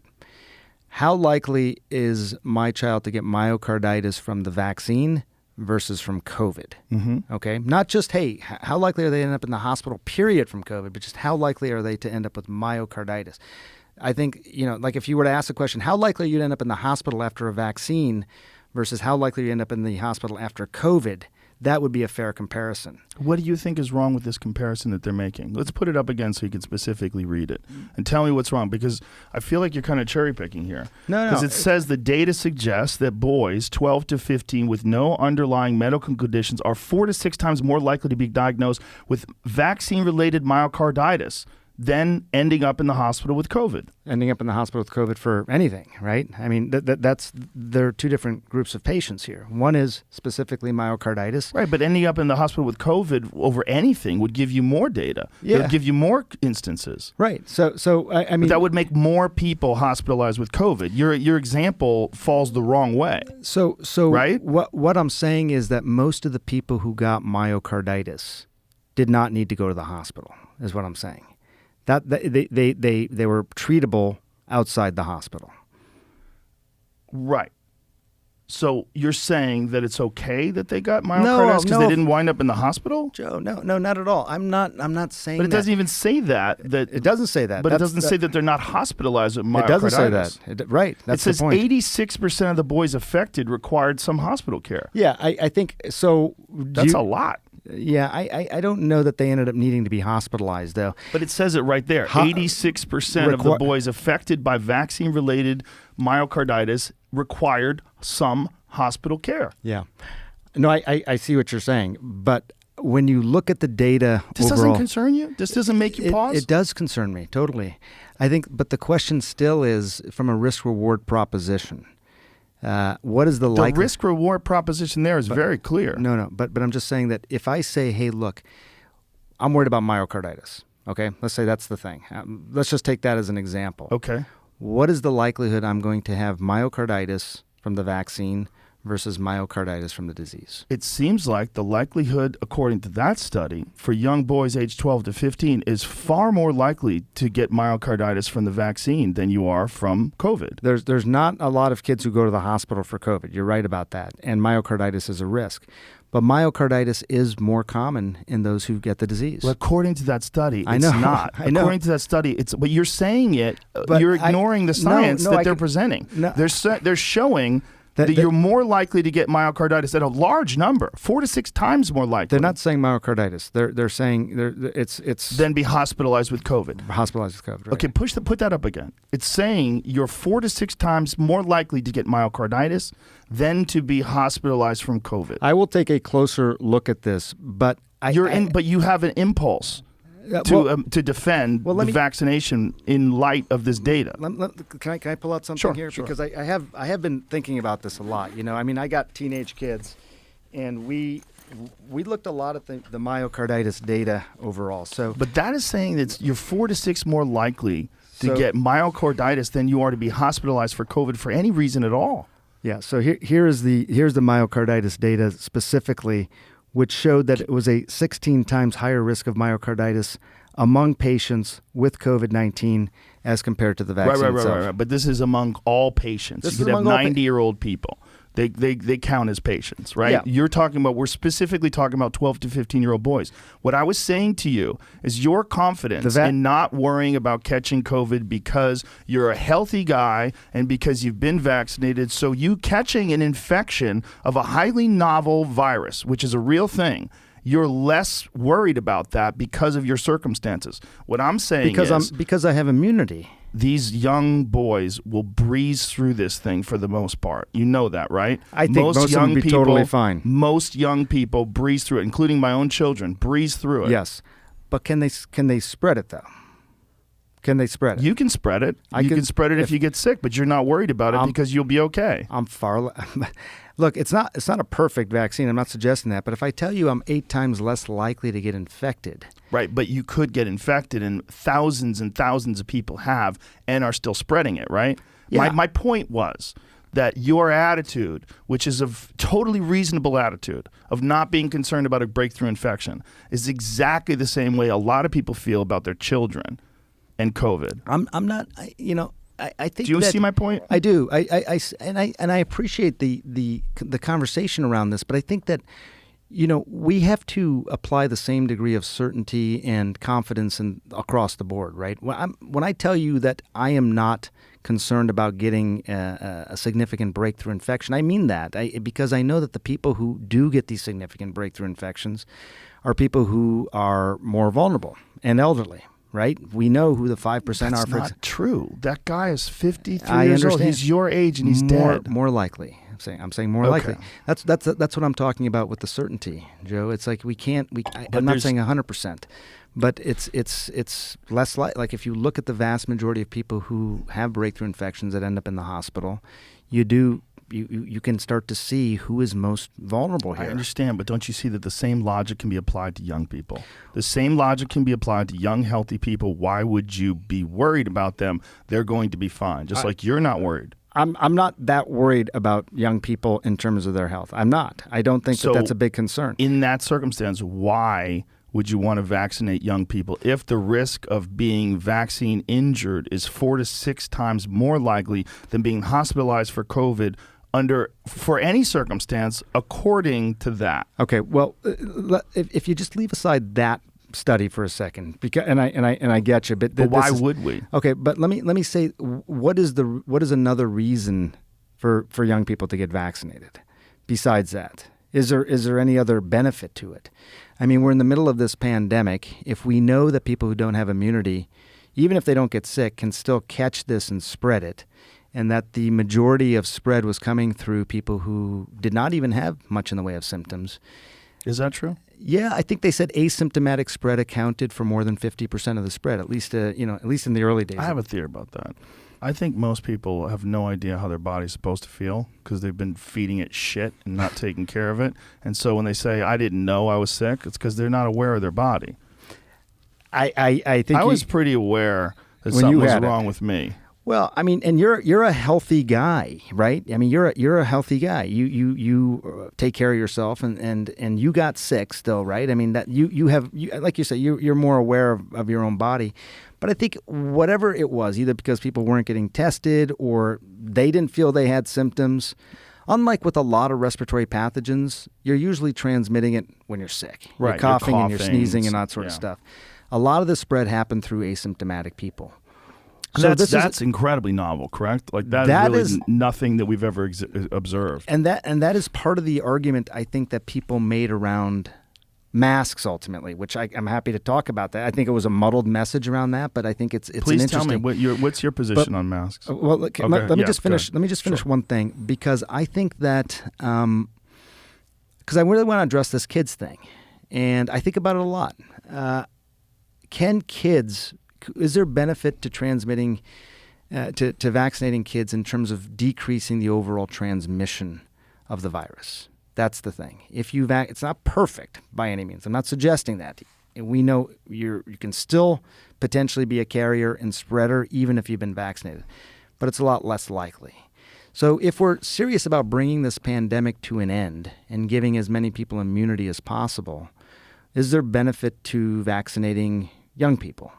I think there is. That's another reason. I think there may be some protection overall, although I think they're far less likely to get sick. I am going to look at that study, but I'm telling you that we're comparing very small numbers regardless, right? When you're talking about 1 to 2 in a million versus 4 in a million, these are small numbers. Right. So the absolute risk of these things are all small. But the idea that they could be helpful in terms of, like, I feel like we could bring this pandemic under control, not extinguish it completely. Probably this virus is here to stay, but we could bring it under control. No, keep going. And I think if the more people that have immunity, the better. At some point, you have to sort of, I think, look at the risk-reward propositions. And I promise you, I will dig into that study. I'm not sure. I think that was the Guardian newspaper. I've looked up a bunch of studies on myocarditis specifically, especially when I was thinking about getting my kids vaccinated. And that's what I found. You're right, that was across the board, but this was really up to 24 years old because you weren't seeing a lot of myocarditis in people who were older. I think this is primarily... Why is that? I think it has to do... It was primarily boys, too. I think it has to do with how much your body responds to the vaccine, how much inflammation you sort of have in response to the vaccine. When you feel miserable after the vaccine for a day or two, it's because your body's sort of revved up. Do you know anyone who's had a bad reaction to the vaccine? I've had people. I mean, they don't feel well. They feel like they need to. They have a little fever. I know a lot of people have had that. Sick. I mean, but do you know anybody who's had a stroke? No. I know two that had two strokes people. after the vaccine. 2 people. Yeah. One guy had a stroke. What happened? 2 heart attacks. Or no, excuse me, heart attack and 2 strokes. Were they Young guy. Were they pretty sure it was related to the vaccine? Yeah, almost immediately afterwards. Like within the next 4 or 5 days afterwards. Really? Had a heart attack and 2 strokes. Well, I Do you think that what's happening is that maybe perhaps the vaccine accidentally gets injected into a vein? Is that a possible reaction for some of these like very rare instances where people have these horrific side effects? It could be. There was a study that just came out basically saying, frankly, reminding people that when you inject, You should aspirate. you got to aspirate a little bit, Yeah. make sure you don't get blood back, and then be able to inject directly into the muscle. Is there a specific site that's more conducive to a straight muscle than to hitting a vein or a blood vessel, or is it just dumb luck? When you're injecting into the, you obviously got big blood vessels around, so obviously you have Right. to avoid those. Within the muscle itself, you may have smaller blood vessels, small veins, small capillaries. And so is it just luck whether or not the vaccine gets into those? Into the blood vessel? Yes. I mean, that would be bad if it got into those. So, you're supposed to aspirate a little bit to not have that happen. It's unusual for it to happen, but I think that there might be something to that. There's a study that just came out, I think, over the last couple of days showing that there may be some concerns about more adverse effects in people who had it injected directly into their bloodstream. Yeah. I mean, it just makes sense, right? Because that study on the spike protein that they did out of the Salk Institute, I'm Yeah. sure you're aware Yep, of that? yep. That showed the spike protein is responsible for the deterioration of blood vessels. Yeah, this is. I mean, the Salk, and they were the same ones who then classify this potentially as a vascular Yes. disease as Yeah. opposed to a respiratory disease. For that very reason, they think that there's these receptors that are really predominantly in your blood vessels that do get that the spike protein is binding to. Yeah. So that's a concern, and obviously your blood is going everywhere in the body, which is why so many organ systems are affected. So do you think that the injection, if it does inadvertently hit a blood vessel or some sort of a vein and then it goes straight into that it's possible that could be what's going on with people? Yeah, I mean, what you're injecting into the body is a signal, a messenger RNA signal that is then telling your muscle cells to make some of the spike protein. Right. And then your body reacts to the spike protein it just made by creating antibodies, these proteins. So you're essentially, the body is the vaccine-making factory here. Right. If you inject it into the bloodstream, does the muscle even get to make the spike protein? I'm not sure, because you need these muscle cells to actually Yeah. get the signal. So I'm not sure why that would cause a problem specifically, but it does seem to. It could be a concern if you're injecting this directly into the bloodstream, which is why they have to do it carefully. I haven't had any friends that have been vaccinated that had the nurse aspirate first. Really? Have you? Did the nurse aspirate you first? I didn't look. I don't look at I don't like needles. I turn my eyes. Oh. That's what you're supposed to do. What are your thoughts about therapeutics? Like specifically the new Merck has a new therapeutic that's coming out, and Pfizer has a new therapeutic that's coming out, and monoclonal antibodies, which are been observed to be very effective. I think the therapeutics are potentially really good. I mean, the Merck one, I have not seen any data from besides the company yet. So I think we need to, it's, Do you not trust the company? Is I that what you're saying? don't have. I got to be suspicious. Yeah, I got you to be should be skeptical. suspicious. I always have to be. Yeah. So these are companies. They obviously want to sell a product. It's expensive. Isn't that scary though? $700. But when healthcare companies, when companies like pharmaceutical companies have a direct vested interest in ignoring certain aspects of studies because it might somehow or another inhibit their profit or scare people off of their drug, doesn't that scare you? Yeah, I gotta be skeptical of those. Yeah. And they're big companies and they're for profit. And they've also been busted before. Yes. Like Pfizer with the largest ever healthcare case, $2.3 billion for fraudulent claims, fraudulent advertising. Which one was that? That was the cancer, the talc one, or what was that? Was no, that was Johnson. That was Johnson and Johnson. Yeah, Pfizer was some sort of anti-inflammatory, right? What was it, Jamie? But whenever that Jamie knows happens, everything. yeah. Well, Google knows everything. Jamie knows how to Google. $2.3 billion for fraudulent marketing. Plead guilty to felony violation of the Food, Drug, and Cosmetic Act Why is cosmetic in there? Bextra, right. That's Yep. right. And That's Bextra right. is an anti-inflammatory drug. So this is back in 2000. Yeah, look, I mean, even when the first vaccine data came out, before it was reviewed, I think we had to be skeptical, and I was. You know, I mean, when they first said 95% protective, I mean that's huge. You don't Right. typically hear about vaccines being that protective. And by the way, it was supposed to take 4 years, and they did it so fast. You know, so. Yeah, you have to do a lot of homework. I had to dig deep on some of that stuff. And I think it's the same thing with the Merck. If this medication holds up and the data is you know, they review it and it's true, I think it's pretty significant. You know, it reminds you a little bit of like Tamiflu that we talk about the flu, but this would even be potentially more effective than Tamiflu is for the flu. Would you change your perspective on vaccines if that turned out to be very effective? I still don't want this disease, Joe. I just don't want it. I don't know what the heck this virus does to the body. I just don't. And I'm not saying it to scare you because you're, like I said, most people are going to be fine. Yeah. They really are. It's 99 point what? Well, 7%. Look, let me put it to you like this. You know, risk is an interesting thing to sort of evaluate, right? I remember having this conversation with people early on, maybe like the summer or spring of last year. And at that point we said, well, across the board, maybe 0.5% lethal, okay? So 99.5% not, 0.5% lethal. Right. And I would have these conversations with people, and people would say, some people would say, so 1 in 200 people are going to die? Well, shit, we better be really careful. We got to protect ourselves. 1 in 200 is a lot. And other people would say, so I'm 99.5% good, right? What's the big deal? I mean, it's the same objective data and people's subjective interpretations. Of course. And by the way, it can be very much influenced by what their lives are like. Right. If they can stay at home and do Zoom calls and things like that, are they going to take a 0.5% risk? Some people may, some people may not. If you're a frontline worker, if you have to work in a hospital like I do, you know, then all of a sudden maybe you're thinking 99.5% is not so bad. I would love to talk to you about that too, because one of the things that saddens me deeply is these hospital workers who risk their lives during the pandemic to treat people with COVID. Most of them were exposed. A lot of them got COVID and they have the antibodies, and now they're being forced to either get vaccinated or they get fired. Right. That seems ridiculous given the information that we know about the natural immunity that is imparted through Impunity with immunity.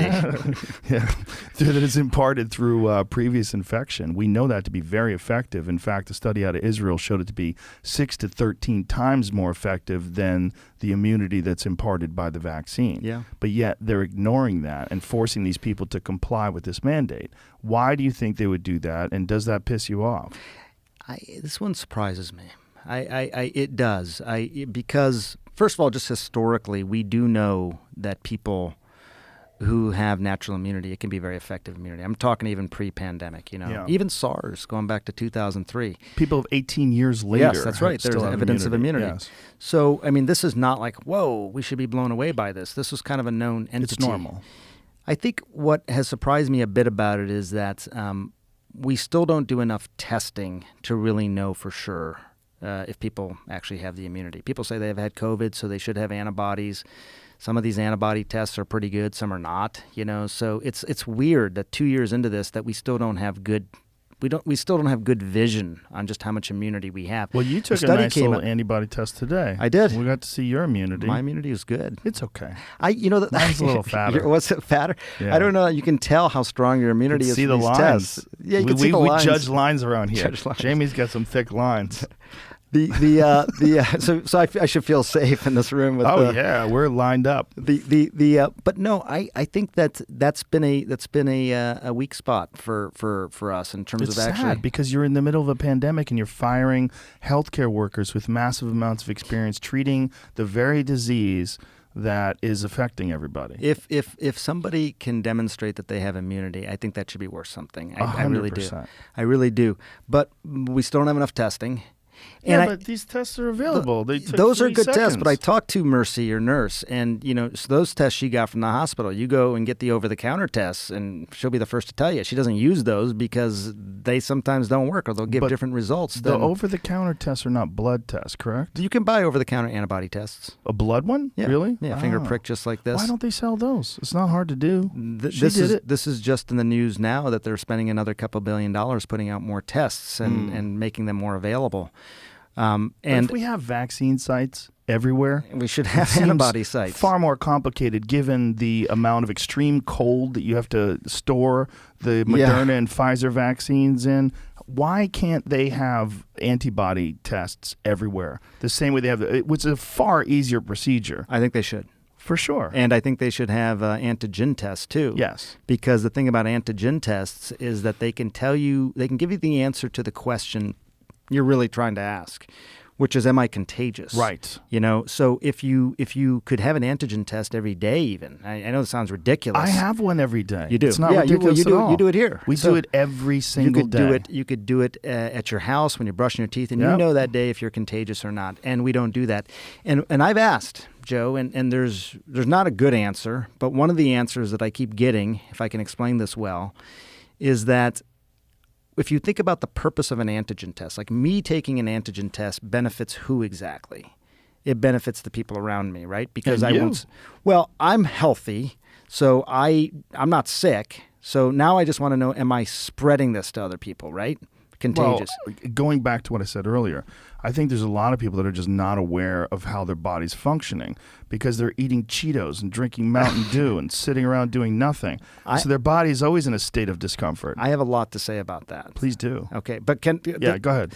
The antigen test, the way that they regulate that is as a public health tool, because they're saying this is good for the public health. Yes. Whereas the PCR, the specific gold standard test, they say that's an individual test because that tells you if you have presence of virus. I'm not saying I agree with this. I would like to talk to you about that as well. I'm just telling you that that's sort of the answer you'll get as to why these antigen tests are not as widely available. Yeah. People haven't known how to use them. A guy named Michael Minna, who has done a lot of writing on this, he was saying early days that we should just have antigen tests available for everybody every day. They could do this at least till we get through the worst of the pandemic, until we get it under control. That's how you know. If you're contagious, you don't go be around people that day. It seems like that would be a good solution.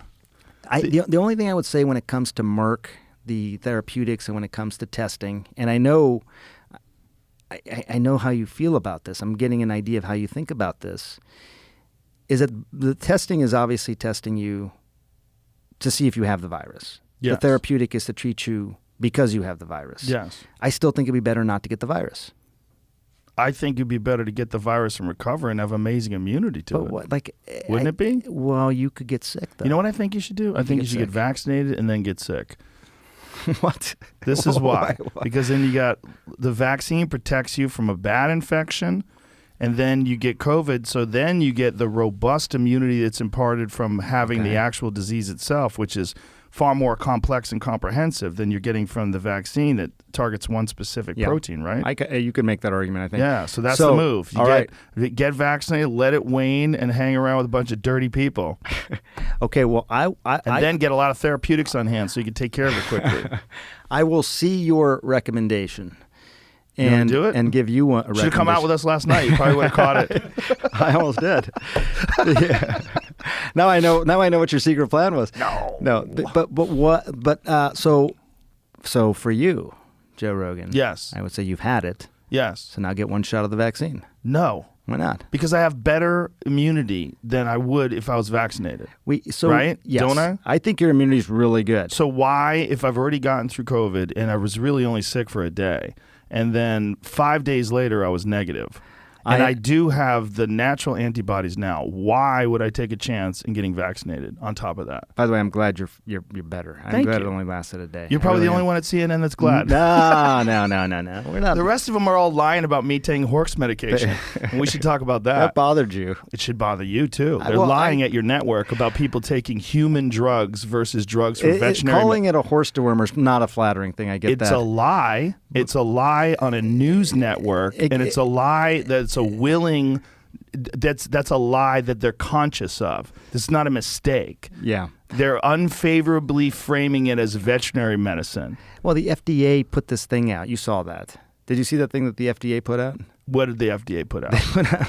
It was a tweet, and it was snarky. I admit it. They said, "You are not a horse. You are not a cow. Stop taking this stuff," or something like that. Why would you say that when you're talking about a drug that's been given out to billions and billions of people, a drug that was responsible for one of the inventors of it winning the Nobel Prize in 2015? Yeah. Yeah, a drug that has been shown to stop viral replication in vitro. You know that, right? Why would they lie and say that's horse dewormer? I can afford people medicine, motherfucker. This is ridiculous. It's just a lie. I don't think anyone is But don't you think that a lie like that is dangerous on a news network when you know that they know they're lying? You know that they know that I took medicine. Like, here it is. This is ivermectin. You got this it is with right you. here. Somebody gave it to me. All right, hang on. The thing is, we're like going so fast. Like I feel like I'm missing. Do you think that's a problem that your news network lies? Well, I don't. Dude, what did they say? They lied and said say? I was taking horse dewormer. First of all, it was prescribed to me by a doctor. Yeah. Along they with shouldn't have said a it was bunch horse. of other medications. If you got a human pill, because there were people that were taking the veterinary medication, and you're not, obviously. You got it from a doctor, so that it shouldn't be called that. Ivermectin can be a very effective medication for parasitic disease, and as you say, it's probably, I think what, 250 million people have taken it around the world. More, I get that. Way more. Way more. Billions of people have taken it. Can I just come back to the one I want to talk about? Two things on you the have ledger. You have, before we get to that, does it bother you that the news network you work for out and out lied, just outright lied about me taking horse dewormer? They shouldn't have said that. Why did they do that? I don't know. You didn't ask? You didn't think that was you're the medical guy over there. I didn't ask. I should have asked before but they coming did on it your with podcast. such glee. No, yes, Joe. they did. I watched. You watched? I watched. You watched? No, I don't think there's yes, glee. They did. No one takes. Joe Rogan says he has COVID, taking livestock drug despite warnings. Yeah. Jamie had to pull this up. You want to play it? Does she This have is glee? your news network. I'm going to watch. Let's see. I'm going to watch.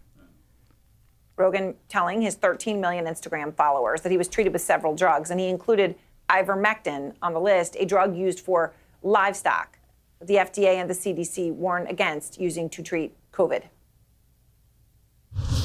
Turns out I got COVID. Look, they put a yellow filter on me threw too. the kitchen sink at it. All kinds of meds. Monoclonal You see the original antibodies, video versus that? I look like shit there. Z-Pack, Do you know that? I think you look good. Pause. It's enough. Prednisone. That's enough, Jamie. I don't think Aaron had glee. Oh, well, it's more Brian Stelter was the gleeful one. But the point is, that's a lie. It can be used for humans. I get it. I totally. Not just could be used for humans, is often used for humans along with all the other drugs I took, all human drugs. Yes. They know it's a human drug. It's right. But they lied. The thing it's defamatory. It is yeah, they shouldn't have done that. It's defamatory, right? Well, I don't know if it's defamatory. I bet it is. Well, I'm not a lawyer. It's a lie. Well, see, here's the thing. You can have nuanced discussions about this. No, right? you can't. Yeah, you can't have nuanced discussions about lying about someone taking horse dewormer. There was no glee, by the way, from her. She well, was. I don't think anyone takes people's illness. Yes, they do. They don't want you to get stop sick, Joe. Yes, they do. They were want you to get upset sick. that I got healthy. That's that's one thing they didn't report on. The fact that I was negative 5 days later. And working out 6 days later. Well, 6 days after infection, I was back in the gym. I'm glad. Felt great. I'm glad you do. I really Me am. too. I think Thank you. Most of the people. I'm glad you're glad. You're a nice guy. Most of the people I know, I think, would be glad that you. I don't think that there was any. There's a lot of people out there that weren't glad. But my point is, you're working for a news organization. If they're lying about a comedian taking horse medication, what are they telling us about Russia?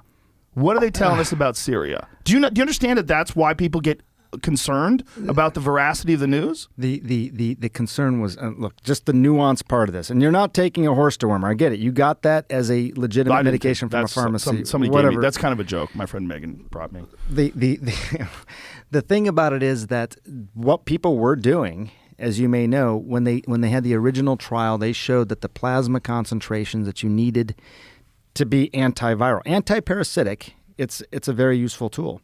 Same thing with a lot of medications, by the way, that they can be very effective for one thing, but not as effective for something else, or not as effective at the same dose. What they were finding in some of these trials was that to get the plasma, the blood concentrations high enough, you had to take very high doses that were more in That has line with... nothing to do with me taking They shouldn't horse have called it a horse medication, though. dewormer. It's just a lie. I am agreeing that they shouldn't have called it that. Are you aware of what's going on in India? What is the country in India? It's called. Is it called Kerala? Uttar Pradesh? Uttar Pradesh, yeah. Yeah. How do you say it? Uttar Pradesh, Uttar yeah. Pradesh. That they handed out ivermectin with this kit for people when they either got COVID or as a prophylactic. They have 230 million people in this country, and they've essentially knocked COVID down to almost nothing. This is something that Dr. Pierre Corey from the Frontline Critical COVID Care Project. What's your thoughts on that? Well, there was two things. I looked at that study pretty carefully. I have relatives who are over there, and I've been talking to docs in India quite a bit, just for reporting purposes. I think there was two things. One is that there was one part of the trial that was giving it to people that had COVID. Right, so they were using it in people who had COVID. I think it's very hard to then say, no, for sure. Was it knocking it down? Because this was after the fact. There was another group that was getting it prophylactically, like you mentioned, and I even remember really looking carefully at the dates. It was the spring of this year, right, that we're talking about. And what you saw was that there was a significant decline in cases that was already happening when they started doing this. So what was this correlation? Was it causation? I don't know. I'm not sure that you could say for sure whether this was actually preventing it's pretty COVID astonishing, in people. though, isn't it? But the numbers 230 million people, and they've knocked it down to an insanely small amount. You know what happens, Joe, I think, is that virus really burned through that population. My uncle died during that spring surge of COVID. So when you get a significant spread, going back to the natural immunity thing, you do get a fair amount of natural immunity. Has that happened anywhere else? Yeah, I mean, 230 million people even knocked if it down to almost nothing. Well, that's a huge number, but I think even if you looked at what happened in the UK and you saw that significant spike, a few months ago, and then it came down really rapidly, what would account for that? I think what accounts for that more than anything is that a lot of people were exposed. They got natural immunity from it, and that started to bring the numbers down. The virus doesn't have anywhere to go. Or this widespread distribution of ivermectin was effective because they did distribute it to hundreds of millions of people. They find in these studies, and I looked at Pierre's studies as well. I looked at the meta-analysis. And what did you think? Well, when most of the studies that they used in that meta-analysis, or a few of them at least, were in the lab, right? So they're trying to basically figure out what dose of ivermectin could be antiviral. We know it can be very effective antiparasitic. What they were finding was that you needed to get pretty high doses. It's going to kill the virus. Haven't they already used it on other RNA viruses in the past? Like, isn't it something they use for dengue and a few other viruses? Yeah. I'm mostly familiar with it with parasitic disease, like river blindness and things like that. So I don't know. Could be. I think it's got a history of use for yellow fever. That could be. I think. But I think what they were showing, and again, I feel badly about this whole horse dewormer thing. But that's not a good way to have portrayed that to you. But what I'm saying, did you talk to anybody over there about it? I haven't talked to anybody. But you're the medical guy. I will talk to them. But it's too late. No, it's not it's too late. They redid it. But I mean, if I would have talked to them, I would have been after the fact anyways. But I will talk to them because I'm curious. Kind of silly that a news organization would risk their reputation on such a dumb lie. I think it's to present ivermectin in a way that is, it can be a very effective medication for certain things. And as you point out, it won the Nobel Prize for what it's done with river blindness. I think the question is it effective for COVID? We need more studies. There's been a few randomized control trials which have not shown much benefit from this. I wish it did. They did the same thing with hydroxychloroquine. That's interesting. I would love to have you talk to Dr. Pierre Corey because he disagrees strongly. I would like they to. Haven't shown. There was one study that he talks about, and I listened to him on your podcast, and I don't know if this is the study that he showed you, but the one that he was referring to on your podcast was one that did look promising. The only problem with the study was that people were also getting dexamethasone, which is a steroid. And we know dexamethasone can be effective for people who have COVID in terms of preventing them from getting really sick. So was it the dexamethasone? Was it the ivermectin? It's hard to parse out. Most likely a combination of the two. Yeah, correct? and dexamethasone by itself can be really, really effective. Is it prescribed by itself? I was prescribed prednisone. Yeah, so that's another steroid, Yeah. So steroids can be very effective. I mean, this is the same sort of thing we talked about with the myocarditis thing, which I still, I want to come back to that as well. But when you have a significant inflammatory response, if you can, like to the disease in this case, if you can knock down that inflammatory response, then it can prevent you from potentially getting very sick, Right. which is how the steroids seem to work. I want to go back to why you would suggest that I get vaccinated. Yeah, okay, thank you. Even though I've already had COVID and recovered and have far thicker antibodies than you, sir. Well, I'm not so Why? sure about the thickness of the lines Oh, thing it's here. so important in this room. In this room. We manage. Whose is thicker, yours or Jamie's? I don't know. We have to fucking battle it out. We have to sword fight. Jamie said Jamie's. Might be. He's got. He's been exposed twice. Jamie had it in October of last year. Correct? Was it? Yeah, last year October, and then he was exposed to it somewhere. We think it was like 3 or 4 months ago, right? Somewhere around then. Somewhere a couple months ago, he was exposed to it and didn't get sick, but his antibodies fired up. Like we saw a significant change in his antibodies. Like I said, we test here. I've been tested hundreds of times. Like we started testing in April of last year. Right. That's right. when we were told that we were allowed to keep doing podcasts. We said, well, okay, how do we do this correctly? And I stopped doing stand-up, so I wasn't traveling anywhere, and I just started testing people. I got to tell you, like when I came here for the podcast, I wasn't exactly sure what to expect, but it was pretty locked down. I mean, I got swabbed. I got my antibodies tested. Yeah, we have when a I came in protocol. here. We don't allow like Andrew Schultz tried to show up with a posse. We had to kick them all out. By the way, you know what I bought online the other day? What'd you buy? A JRE mask? Oh, look at that. The JRE masks. I've never even seen one of those in the wild. Can I see that? Come on, really? I know, I've never You're seen selling them. It's got your face on it. Well, someone's selling them. It's a group of people that work for me. Oh, cool. Look at my face. So, I mean, people would say, hey, man. It's a high-quality mask, though. It's very It impressive. seems like a good mask. Made in China, by the way. God damn it. Did you see that? I didn't. Son of a bitch. So, we could talk about, put masks. I'll leave this here to do you remind us to think, talk about masks. do you think they're effective?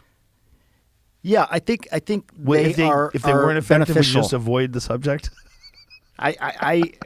I think that they can be beneficial. I Yeah. think what happens is that, again, people expect a certain level of certainty in saying how effective they are, or they're going to be a panacea for things, Right. and nothing is. Have you ever seen the doctor online who vapes through a mask? There's a doctor that he thinks that masks are silly and they're really only for surgery, and that really they're just to stop spittle and particles from falling out into surgery. He's like, these cloth masks that people are using, his argument is essentially like, watch this. Yeah. And then he uses one of them vapes that blows out all the smoke, and he blows right through them, and it comes out the side. He's like, this is what's happening if you breathe. Yeah. So he doesn't think they're effective at all. I think the cloth mask is definitely not. Although this is a high quality mask, but the surgical masks better. Thank you very much. Two-ply. I'm not trying to sell these for you. They're pretty by the good, way. right? Although people should wear a mask, I think. And they tighten up on the sides, too. I They're noticed adjustable. that. Yeah, I mean, it's for a particularly big Yeah, this face, is the I guy. noticed. Look at this guy. Watch. Back it up so he vapes again on the other one. Watch this. He takes a hit and then blows right through this. Look at that. So if all that is going out into the air just like your breath is, how is that protecting you from COVID? Is some of it being caught in that thing? Is that the idea? Like, what makes you think? But those vape particles, they are larger Yes. than COVID, correct? I mean, right. And COVID aerosolizes. Where do you guys find this stuff, by the way? But we're online, man. know, This is a actually. podcast. This I is got what we it. do. I got it. You've listened. I listen. I just I don't, You can't be shocked now. Look, I've been so immersed in this for 2 years. Every Yeah. day I'm reading about this stuff, and Unfortunately, me as well. yeah, and so, but you guys still seem to find things I haven't seen. But it's not perfect. I think that the source control, meaning that am I wearing this mask? If I wear this, how much is it protecting me versus how much is it protecting you if I wear it? Right. The source control. Right. I think it offers some protection. And I have made the case many times that if you're going to wear a mask, you probably should wear a high quality mask like a KN95. That's what I have. That's what I carry around with me is a KN95. Can you see the difference between I came in an Uber when I came over here. This is bullshit compared to my masks, bro. Well, I'll tell you what. You didn't even know about your masks, okay? You didn't even know about yours. Doesn't even adjust. What if you have big ears? I have a normal size face, Joe. You do have a normal size. You have a beautiful face. Thank you very much. No, but it also has these it's electrically charged, so it's supposed to catch things a little bit better than they take the particles or the fibers and they electrostatically charge them, so it makes it harder for the particles to get. I don't know what it is. Okay. But KN95 is supposed to block about 95% of particles.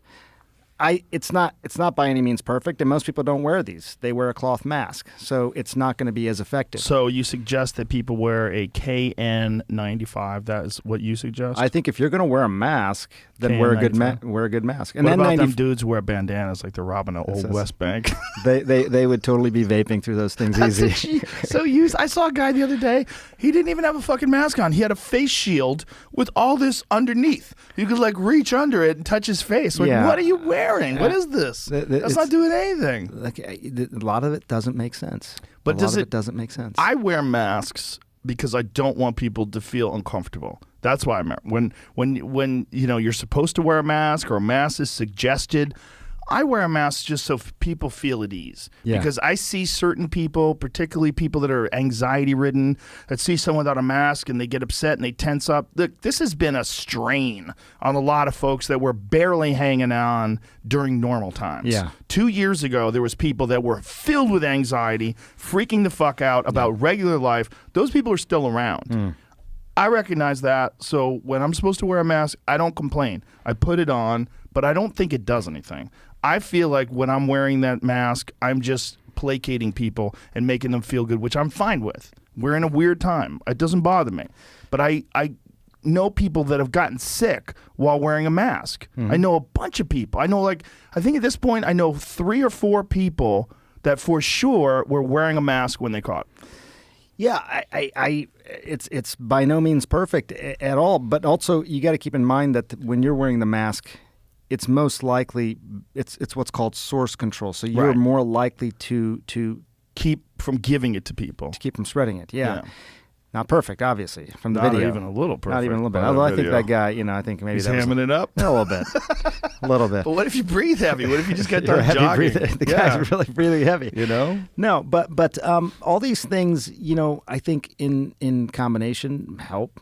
Look, this is how I look at it. Right now, things are looking good in terms of the trajectories. Numbers are coming down, falling down. Right? Hospitalization's coming down. It's still a fire burning. We still have over 100,000 cases a day. Once we get under 10,000 cases per day, it's an arbitrary number. But if you say, hey, what is it, the point where you say we feel like we got this under control? The original vaccine was designed to deal with the alpha variant, right? Or the first version. That's right. How much different is it with the Delta and then with all these other ones that are coming up from the rest of the world? Like I know the Lambda, was it the Wu? Is that or Mu? Is it Mu? Mu. It's going down the Greek alphabet. Careful. The Wu Chang is coming. Then we're fucked. Once the Wu, there ain't nothing to fuck with. I don't even know that. The other variants don't look as bad as Delta.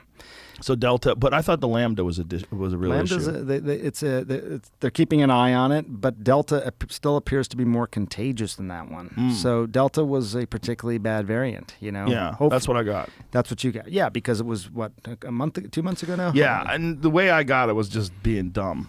I mean, you're in Florida. Florida doing concerts in the round. So what that means is it's an arena, and there's 14,000 people, and you're in the center.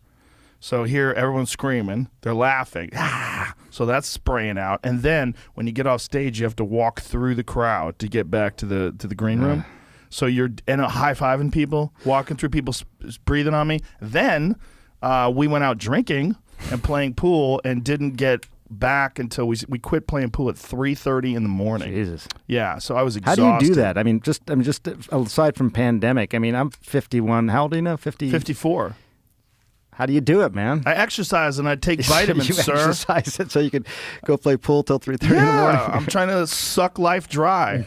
I'm trying to enjoy myself, and that's how I enjoy. I'm a big fan of pool. I'm an enthusiast. Well, That's my addiction game. and the next day you weren't sure because The next day I was hungover, so I assumed it was the hangover. I was Right. like, God, I feel like shit. But it was like headachy, hangover type thing. But then I did a show that night.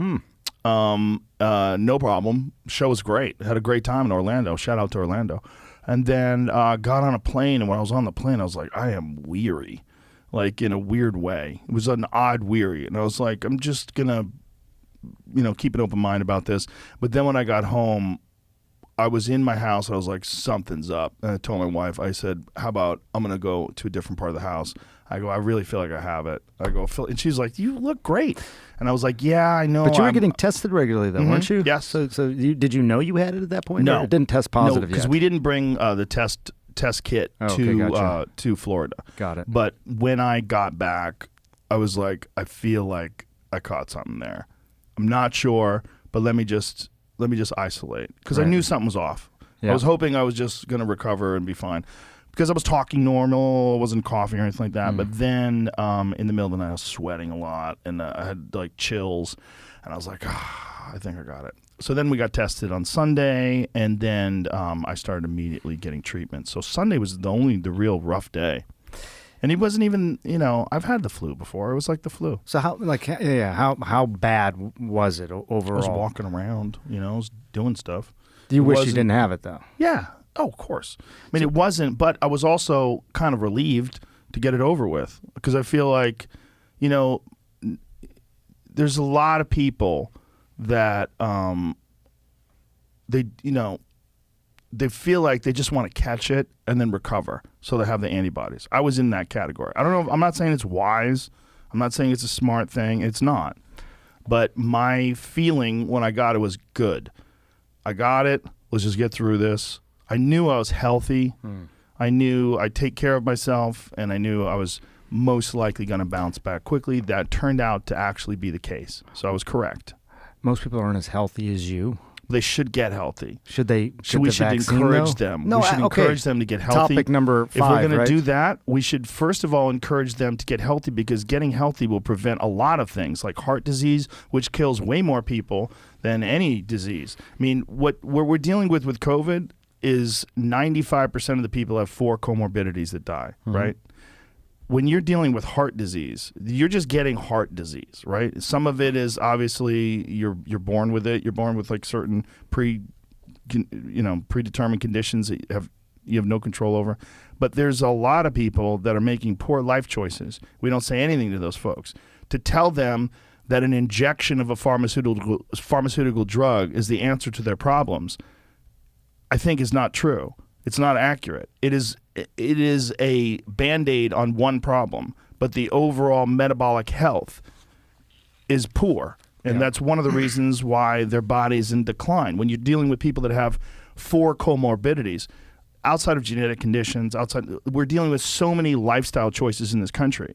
There's people that are just not exercising, are not drinking enough water, are not taking vitamins, are not being healthy, are not making healthy choices.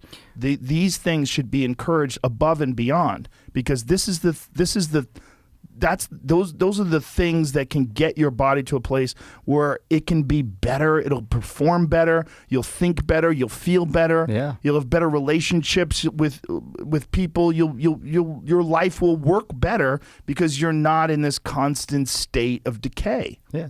I look, Joe, I 100% agree with you. I spent a lot of time in the book writing about this. If you were obese, by the way, 42% of the country is either obese or morbidly obese now. You hear that, Bert Kreischer? 42%. So, and you were are you shaming somebody? My buddy. He's a buddy of mine. Just a joke. Well, the risk of the risk of getting severe disease was 4 to 5 times higher if you were obese. Yeah. So we this is a big problem. But why don't we encourage people? We need to, Why is there all this talk of just go and get vaccinated? And why isn't the president, why isn't the press secretary, why isn't all these major news, why are they saying, if all they have to say, get vaccinated, that's all you ever hear. Well, why isn't there, you've got to take care of your body? It's the front line, and not just for COVID, but the frontline defense for everything that ails us. I think that it's been an issue for a long time. It remains an issue. It needs to be addressed. I think when you're dealing with an acute crisis in the middle of a pandemic, hundreds of thousands of people have died, it's not to say don't get healthy. Not saying, hey, ignore that. But that's not going to take care of the problem as rapidly as being able to stop the transmission of this virus. It's not like there's only been one press conference. No, look. There's been thousands of discussions and almost no discussion of the fact that 78% of the people that wind up in the hospital for COVID are obese, right? Yeah, I think right. And 113% in the ICU and whatever. It's a 113%. More likely to How end do you up. get a more than 113% more likely to end up versus those. But yeah, this needs to be addressed. Like, Joe, we spend $4 trillion a year on healthcare in this country. 70% of the diseases are probably totally preventable, and most of that is lifestyle. Yeah. And most of that, even more specifically, is diet. So I think there's always been, again, going back to the nuance of these discussions, people say, hey, look, we can't shame people who are obese, and no, nobody's saying shame people who are obese. You're saying there's a real problem in this country. If we spent 1% of our healthcare budget on actually helping people get fit and making sure had healthy food and whatever it may be, it would go a long way. We don't do that. This expression, you can't shame people, is that it's been distorted down to the point where even bringing up the fact that someone is obese is shaming them. And that is ridiculous. Yeah, that's what I'm saying. That's what gets in the way. Yeah. And it doesn't need to get in the way of this. We can have a good, smart discussion about this. And doctors and nurses, they need to be talking about this stuff with their patients. I write a lot about this in the book. Even the microbiome, like what you've eaten in the morning could probably have some impact on how you might fare if you were to get the disease later on that night. I mean, 80% of our immunity is in our gut. Yeah. The gut-associated lymphoid tissue. So there's a lot, that we need to be doing. I mean, what struck me about this pandemic is that wealthier countries, almost across the board, got hit harder than poorer countries. It's interesting, Diseases of affluence. Yeah. I mean, wealthier countries, but is it wealthier people in those countries that are get hit disproportionately harder? Well, it's obese people. Right, and there's certain the demographics whatever. But if you just compare country to country, right. Wealthier countries, you think of malaria, tuberculosis, you think of poorer countries with fewer resources. With COVID, it was wealthier countries, and there's a few reasons why. But we're not healthy. It's an overeating issue. We're not healthy. Overeating and poor diet is a huge issue, and it's really stunning when you go back and you look at what people looked like in the 1920s and the 1930s, and you compare it to what people look like today. Yeah, we're so sloppy now. And when you look even more specifically at this virus, it probably likes to hang out in fat cells. Going back to the long haulers thing, you asked me earlier, why would people who are obese be more likely to develop long hauling symptoms? We don't know for sure, but the virus may be sticking around longer in people like that. Overall, but the issue is not the virus, right? They test negative of the virus, even on PCR tests with these long haulers. The issue is rather the disease damaging their body to the point where they can't repair correctly. They get these high levels of inflammation that just don't come down. They continue to have deterioration as a result of that. It affects just about every organ system in the body. I was telling you about my friend who is a long hauler. It's Cody Garbrandt. He's a former UFC bantamweight champion. He had no idea he had COVID. He was just really wrecked and kept training and run. The problem is, like, a lot of these guys, particularly like these UFC fighters, there's another guy, Khamzat Chimaev, had the same problem. They don't want to not train. Right. They're such savages that, like, when they get sick, they're like, fuck this cold. I'm going to the gym. And they work out while they're sick. Yeah. COVID is very, like, I've had many friends that have said they started feeling good and then they worked out and it kicked it back in.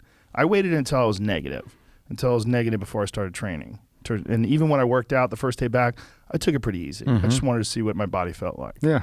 But some of these guys they're nuts.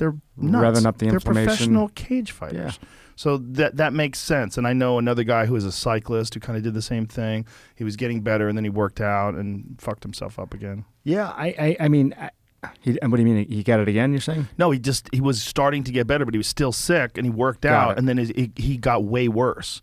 You know, this is what happened with Cody. He was sick for weeks, Right. Because he wouldn't give his body a break. Yeah. Because he's a fucking maniac. You know? Well, I mean, it's like any other illness, But my point is that's a very different thing, Yes. calling him a long hauler, Yes. because I think that if he just sat around and did nothing, he would have bounced back from it very quickly. Right. Whereas an obese person, they just have a hard time with all diseases. This is going to serve as a significant wake-up call, I think, for the overall health of the country. There's no question. We think about this in terms of, I don't want to have a heart attack when I'm 70, so I will eat right now. This showed us just how vulnerable we can be and how quickly we can see that vulnerability. I mean, 2 years, and this exposed just how much these poor health conditions can affect us in the short term. You know what's really good for your health? This bourbon you gave me. This is super good. Imagine a think it doctor relaxes giving you you. something that's like Read one of read worst the things. title. Do you want to have a drink of it? Read it, sure. Have a little sip? Yeah. All right, come on, man. Read the title. It's a beautiful bottle. Doc. Yeah. Is the that why you got ego. it? Yeah, then the alter ego part. What about the alter ego? I had my alter ego had to show up to do the Joe Rogan podcast. Oh, really? No, I'm kidding. I'm You kidding. It just just is normal. it's a good bottle. I like the bottle. It is a good bottle. I've never I'm had serious. this. Well, me neither. So have to go for the can first can I? So did we cover everything? Like this think so. this myocarditis thing? Does this Cheers. Cheers, buddy. Thanks for having me, Joe. Thanks for being here, man. I Appreciate it. enjoyed talking to you. I'm glad we did this. I told some friends I was having you on. They were like, "What?" I was like, "He's a nice guy. I talked to him on the phone." They say, Joe Rogan, you're crazy. Why would you have I've him heard on? that before. No, about having me on. Oh. No? Well, they just a lot of people think I hate CNN now, which I don't. You don't? No. Well, that's I still watch CNN. Look, I think news organizations have a very specific function in our society. It's a very important function, and it's to tell people what's going on, to inform people. When they lie about things like that, it's so pointless to me. Because it's not like I don't have a platform to tell people that you lied, and it's not that people don't figure out very quickly that it's a lie. But we already have probably the highest level of distrust in mainstream media than we've ever had in our lives. I don't know if that's because of Trump calling everything fake news. I don't know if it's because of people exposing things that some parts of the news that weren't accurately displayed or depicted. I don't know what it is, but I think I have a great deal of respect for journalism. I think real journalism is incredibly important. But I think there's an issue today where too much emphasis is put on ratings. Too much emphasis is put on sensationalism, exaggeration, hyperbole, changing the headlines in order to get people to pay attention. This is dangerous, I think. I think we need real, hardcore investigations, objective journalism where people just tell stories for what they are. This is what they are. Let's examine what the actual news is, and let's distribute it to people for the greater good of mankind. I don't think... Amen. Yeah, I mean, I think I for the agree. most part, that's what CNN does. I think that for the most part, that's what Fox News does. I think but when we get ideologically conflicted and distort these narratives in order to sell clicks and in order to get people to tune in, like that to me is not just dangerous, but foolhardy, because it changes the way people view the news. They don't view the news like they viewed the news when I was a kid. When I was a kid, if you watched CNN or if you watched any news source, you assumed that what they were telling you was the truth. There has probably never been a higher level of distrust in mainstream news than there is today. Yeah, I mean, I it has changed. There's no question about it. It's become much more opinion based, especially some shows. There's a lot of editorializing, even the way that things will be presented with modifiers. It was just this, or can you believe X? So you kind of given a way to think about this.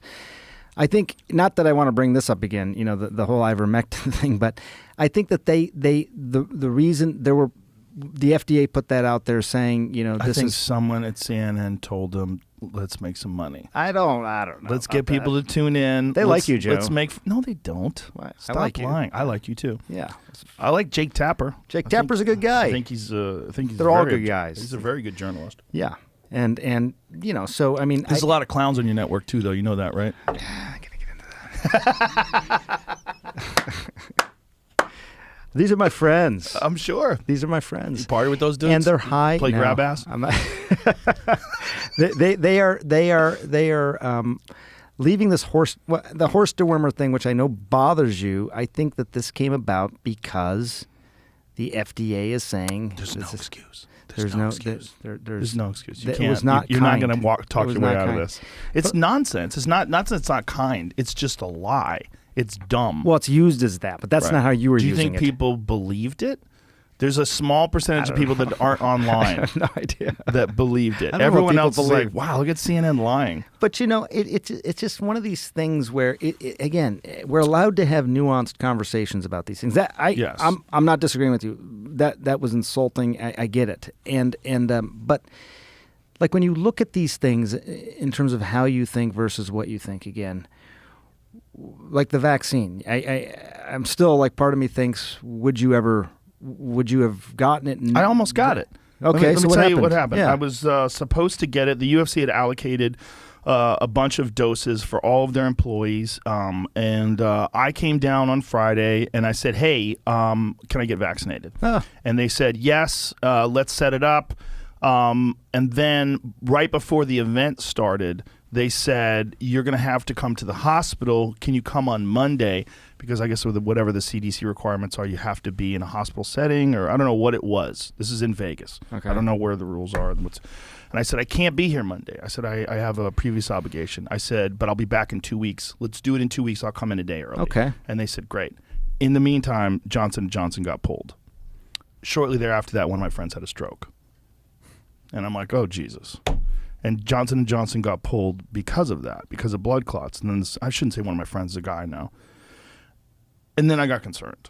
And then I had another friend who had a very bad adverse reaction. This is a guy who had COVID and recovered and then got vaccinated. He got one dose and he got hit really hard. And he was bedridden for 11 days and developed all this fluid built up inside of his body. And then I knew another from guy. the vaccine. Yeah, and then there's the guy from jiu-jitsu that had a heart attack and 2 strokes. And I was like, Jesus Christ. Like, I got nervous about it. And I also got nervous that some of these things are being underreported, because when I talked to some of these people, I was like, was it submitted to the VAERS report? And no, they weren't submitted to the VAERS report.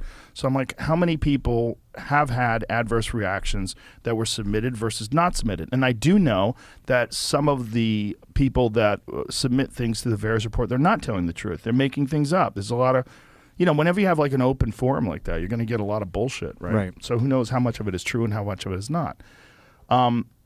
So then I started researching therapeutics and talking to people about therapeutics, and I had the conversation with Dr. Pierre Corey and Brett Weinstein, and and there's many schools of thoughts on this. Some people think everyone should get vaccinated. Some people think we should only vaccinate the very vulnerable, and what we should do is concentrate on improving the metabolic health of the general population and having therapeutics in place. I think we should improve the general health of the population. I think that's a no-brainer. It'll take time, and we're in the middle of this right now. I don't think you're going to be able to do that, though. Well, I think if we spent 1% of our $4 trillion that we spend on healthcare every year to actually get people healthy. But I don't think you can. Well, I don't think it's hard to motivate people. Well, Joe, I mean, so if that's the case, then what? Doesn't that make a stronger case for the vaccine then? If you're basically saying, hey, we can't do that, people are just going to be sick and vulnerable. And by the way, that's half the country, probably more when you talk about obesity and diabetes and the other comorbidities that are associated with this. You're talking about hundreds of millions of people. Yeah. So are we just going to say, if you're going to say, hey, look, can't do it, then doesn't that make the case that we need to vaccinate? I think it makes a good case to vaccinate vulnerable people, and that includes obese people. Now, I have some obese friends that I've encouraged to get vaccinated. I know, you're making fun of one of them behind me. Bert's been vaccinated. Oh, good. All right. Yeah, So, he had to. He's doing a big movie. So would you now, with what you know now, and having had COVID, would you have wished that you had been vaccinated beforehand? But I got You almost through got it. vaccinated. Yeah, but I explained You got all that. through it. But I got through COVID. Yeah. pretty quickly. Yeah. So that was my thought was, I'm a healthy person. I exercise constantly. I'm always taking vitamins. I take care of myself. I felt like I was going to be okay, and that was true. It was correct. I'm happy I got through it. I don't wish it upon anyone. It wasn't fun, but it wasn't the worst cold I've ever had, and I got over it fairly quickly, relatively speaking. I think that, and again, I am truly glad about that. I'm not, all kidding aside, I don't think anybody wishes you, everyone wants you to be well and healthy. But I think the question is just in terms of the nuance of this. It's not a strategy to recommend people get infected. I'm not recommending anybody get infected. So they should get vaccinated. I think a lot of people should get vaccinated. You're talking, but I think a lot of vulnerable people. Yeah. If you just said vulnerable people, that'd be a lot older of people. people, fat people, I think a lot of those folks. My real concern is this urge to vaccinate children. And I don't know what kind of data we have on the long-term effects of this, and I don't know what kind of data when you look at this study that shows that the 12 to 15-year-old boys are 4 to 6 times more likely, or what is that the number? Was that whatever the number was? Much more likely. That scares the shit out of me. Thankfully, it's really small numbers. Period. Right. Period. So again, I don't know that we've settled this whole myocarditis thing. Maybe we won't today, but I worried about this. Okay, because I have kids. So, the thing about a pandemic, it's not just me reporting like I go to Haiti and I report on an earthquake. I'm living this as well. And Joe, I did deep dives into this, and the myocarditis thing specifically came up. And what I found was that there's a certain background rate of myocarditis. There's a certain rate that people would get from the vaccines, and there's a certain rate that they would get from the disease itself. The likelihood really good whiskey. Do you like it? It's very good. Good. You didn't say anything at first. I was worried. Good. It's very good. You're the expert. You're the connoisseur. Yeah. No, it's very good. Good. I'm glad to hear that. Doc Swinson's. Very good. I kind of like relieves your anxiety a little bit, right? Yeah. Smooth. Yeah. So we made the decision based on the risk reward proposition. Yeah. To get our kids vaccinated. Okay. Now, and there's another part of it, though, that I think is important. And you brought this up on another podcast, which is that it limits their chance of them being spreaders of this virus. I want to bring this thing to an end. And I know that. Do you think that that's possible? To bring it down to an control. Mm-hmm. Control. I think this virus is probably here, just like there's descendants of the 1918 flu pandemic that still linger. We now have it under much better control. It's still, by the way, flu still kills up to 60,000 people a year. Right. So I think this virus is here to stay, but it will be a more inconsequential virus. Let me put it that way. Part of getting there is to really bring down the amount of transmission. If you could see the virus, you would see it being sort of a viral storm. You'd actually see that we're being showered in virus, kind of like your vaping guy over here. It's just a lot of virus out there. Yeah. So if you have more and more people who have immunity and the virus runs out of places to go, not perfect, again, 8 times less likely to get infected, not perfect, but eventually it starts to really wither down. And I think having more and more people immunized helps that. What do you think about the discussion about leaky vaccines, and that leaky vaccines? Leaky gut? No, leaky vaccines. Vaccines that still allow people to get infected, and that they help the virus select for more aggressive variants. Yeah, this is an interesting point. So this idea that somehow, like kind of like antibiotic resistance, you could be developing resistance to the vaccines because the types of viruses that are then allowed to. Well, the virus will select for because the vaccines target a very specific protein. That some of these variants that are more aggressive, like particularly the Delta or whatever one they are, that the virus will then propagate through selection of more aggressive variants. Yeah, I think that the idea that the more the virus spreads, the more variants come out is real. If the idea is that more people having immunity, I use the term generally. Immunity to the very specific original variant. Right. If more people have immunity to that, does that then, select for more Delta or more whatever that's coming down the line? Maybe. But I think ultimately, if you just slow down the spread, that's what's won in the past, or at least brought these things under control in the past. Traditionally, when viruses do mutate and change, do they change? They tend to change towards. I'm going to ask you this though. Do they tend to change towards more spreadable but less dangerous viruses typically? But that doesn't mean they have to do that, right? That's exactly what I've heard as well. That they want to find hosts. They don't want to kill their hosts. They'd rather their hosts stay alive, us human beings. But they want to spread, be able to spread easily, which is kind of what we saw with Delta. It's not clear to me that Delta is actually more dangerous than the other variants. It's very contagious, So people who got away with things earlier in the pandemic were less likely to get away with it with Delta. Yeah, and I think that was me because there was 2 separate occasions where I was around a lot of people that got sick. One time in the green room of a concert where everybody got sick but me. I mean, everybody. And then another time where my whole family got sick and I didn't get sick. But I did feel like shit. There was 2 days where I was working out. I was like, something's going on. Like where during normal activities, I felt fine. Yeah. But then under exertion, I felt a diminished capacity for work. Like when I was doing workouts, I was like, God, I feel draggy. Right. And I knew something was going on. So I've done that before, and I've gotten myself sick by being a meathead. That was, years past. But now when that happens, what I do is I just basically go through the motions very lightly, and I break a sweat, stretch out, and get out of there. So I get the benefits of exercise, with the endorphins, and you get the your circulatory system pumps and your respiratory system pumps, and you get a good little, you get some activity, but no stress, no strain. Right. And I did that for 2 days, and I was good. But the second day was the same thing. I was like, something's going on. My whole family got COVID during that time period. My wife got it. My 2 kids got it. Are they all okay? Yeah, my older kid didn't get it, but she knew that we had it, and so she didn't come by. But we're good. But I knew that I had encountered it, and that my immune system had fought it off. And I think I like to think that I probably would have fought it off in Florida too, if it wasn't for getting hammered and staying out till 3 a.m. playing pool. I feel like that part of your life's not going to change. Probably not. It's a lot of fun, dude. See, that's one of the reasons why I stay healthy. Yeah, so I can good still for have you. fun. I'm impressed. I'm having a harder and harder time doing that as I've gotten older. I can't go out and. You got to get angry. I got to get angry. You got to get angry before you work out. Is that what it is? Yeah, you can't lackadaisically approach your fitness.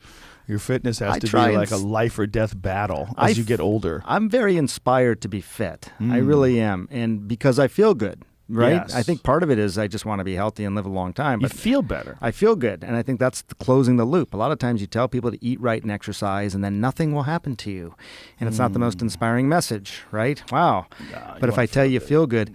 Now, just on your vaccine, though, just this one point I will make. You're a vaccine salesman. You working for Pfizer? I'm not a vaccine salesman. Hey, you texted me when I asked about the natural immunity thing, and I think you're raising a really good point about natural immunity. I think the issue a little bit, Joe, and this is more just because I care about you. Thanks. I do. Is that we don't have good data on how long the natural immunity lasts. We don't have good data on how long the vaccine immunity lasts either. We get in some, which is showing that there's some waning against mild disease. Right. But against severe disease, it's still pretty good. SARS-CoV-1, the original SARS. Very good. We have 17, 18 years later. There's a T-cell immunity. Jamie's got fat pipes when he gets he's 1 year in. He's very proud of this that. This guy's our test subject. He's our canary in the coal mine. Look at him. He got it again, though, right? No, he Did you say- didn't. No, he didn't. No, he get it didn't again. get it again. No, he didn't. No, get it he again. never got got sick. exposed again. He got exposed again, but he did not get sick. He never stopped working out. Never stopped working. He never tested. He tests every day just like everybody. He never tested positive. Would you the idea of getting another so some countries are doing this. Why? Some countries are doing this. Let me ask you I'm going this. to tell you. Why would I get I'm gonna vaccinated? tell you. Why would I get vaccinated? Yes. When you know I have better immunity than someone who's been vaccinated. That's true. I don't know how long So it if lasts. that's true, this conversation's over. I don't know how long it Because you're lasts. encouraging non-vaccinated people to get vaccinated, right? Which would be better. Why don't you encourage them to get sick as well? Then they could be as healthy as me. I don't know where to. I where got to go. you, bro. No, I got Hey, you. man. Want another drink? I'm still working on my first one here. Come on, man, get in there. All right. Be pussyfooting around with this. So if I said, and then you're going to ask me how I know, which I get, but if I said you're likely to have longer term immunity, there was a study that came out of Kentucky. Cheers, brother. Cheers. This is fun. You know, fun. I go on CNN and I'm pretty much, as I said, Not that fun. well, right? we're all saying the same thing. Right. I wanted to come talk to you because I felt like we could have a conversation and maybe I could even convince you of a few things. Like convince me to get vaccinated on top of the fact that I've already got antibodies that are stronger than vaccinated people. Good luck. There was a study that came out of Kentucky that showed. Oh, is this how long we've been talking, by the way? No. Oh, No. okay. We've been talking for about an hour, 2 hours and 20 minutes. It's amazing. I listen and watch your podcast. I can't. It strikes me that so many people are moving towards these really abbreviated things. Like there was Quibi, like we'll do this in 2 minutes. Yeah, that didn't work out so good, did it? No. And then I'm thinking like the number one podcast in the country are these 2 to 3 hour conversations. But I tell you, there was an accident. It wasn't by I designed it saying that, if I have these long conversations, it'll do better. I just like to do that. That is what I enjoy. I don't feel like you get to know someone until like an hour into talking to them. I think you're right. I think you wear them down. It's not a You wear me down, and then you flash up some study, and you're like, I don't know what the hell you're talking about. Well, I knew. I really want to tell you this. I knew when you changed your tune on marijuana that you were a good person. Well, I knew that that's a difficult thing to do. And so then when our friend Sina reached out and said, Sanjay Gupta wants to talk to you, I was like, oh, shit. I go, I'll talk to that guy. And then we talked on the phone. I'm like, you're a nice guy. I'm like, let's do a podcast. Okay, let's do it. Well, I really appreciate it. And I, as you know, I was wanting to talk to you even aside from a podcast. Yes. Because I'm curious how you think about things. And a lot of people listen to you, Joe. And I think a lot of people depend on you.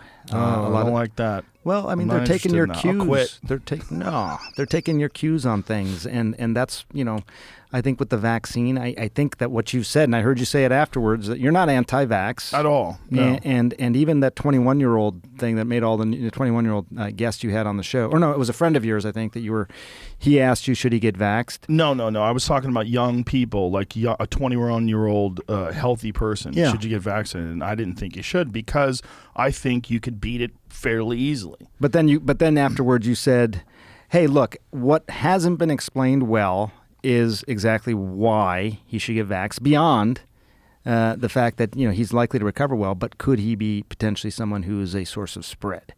And that sounded like from what you said that was of concern to you, right? Well, that was one of the things that Fauci had said. He responded to me saying that if you only are concerned about yourself, but that if you're talking about spreading it to other people, that's, your responsibility to the community is different. I go, okay, well, that's a different argument. Yeah. And I see his point. But I think really the response to that, I think what I would like is far more comprehensive testing. I think that would solve a lot of our problems in terms of spread. Mm-hmm. And I think there's a tremendous amount of spread that's unnecessary, that if people knew they were infected, we could have cut that down radically. Yes. We've never had testing right in this country. We still don't know. I mean, the other day a study came out that said 43 million confirmed cases of COVID in the country. I think it's way higher than that because we just don't know. We don't know. We have no idea. That's a problem. I've had quite a few friends that were sick and weren't sure if they got COVID. And then we brought them in here 4 or 5 months later and gave them an antibody test, and it turns out they had it. Well, when you talk about your the friends. By the way, was that 19-year-old? I'm really curious about the story of the 19-year-old who needed a heart transplant. Oh, yeah. If you have that, Jamie. If you got it. I found one place that said it was claiming it was due to that, and then I found other places that said that the doctors didn't know exactly why she the had family says that it's 100% from the vaccine, that she got vaccinated right afterwards, and they didn't want to submit it to the VAERS. And there's a lot of hesitancy amongst hospitals and doctors is submitting things to the VAERS because they don't want to contribute to vaccine hesitancy.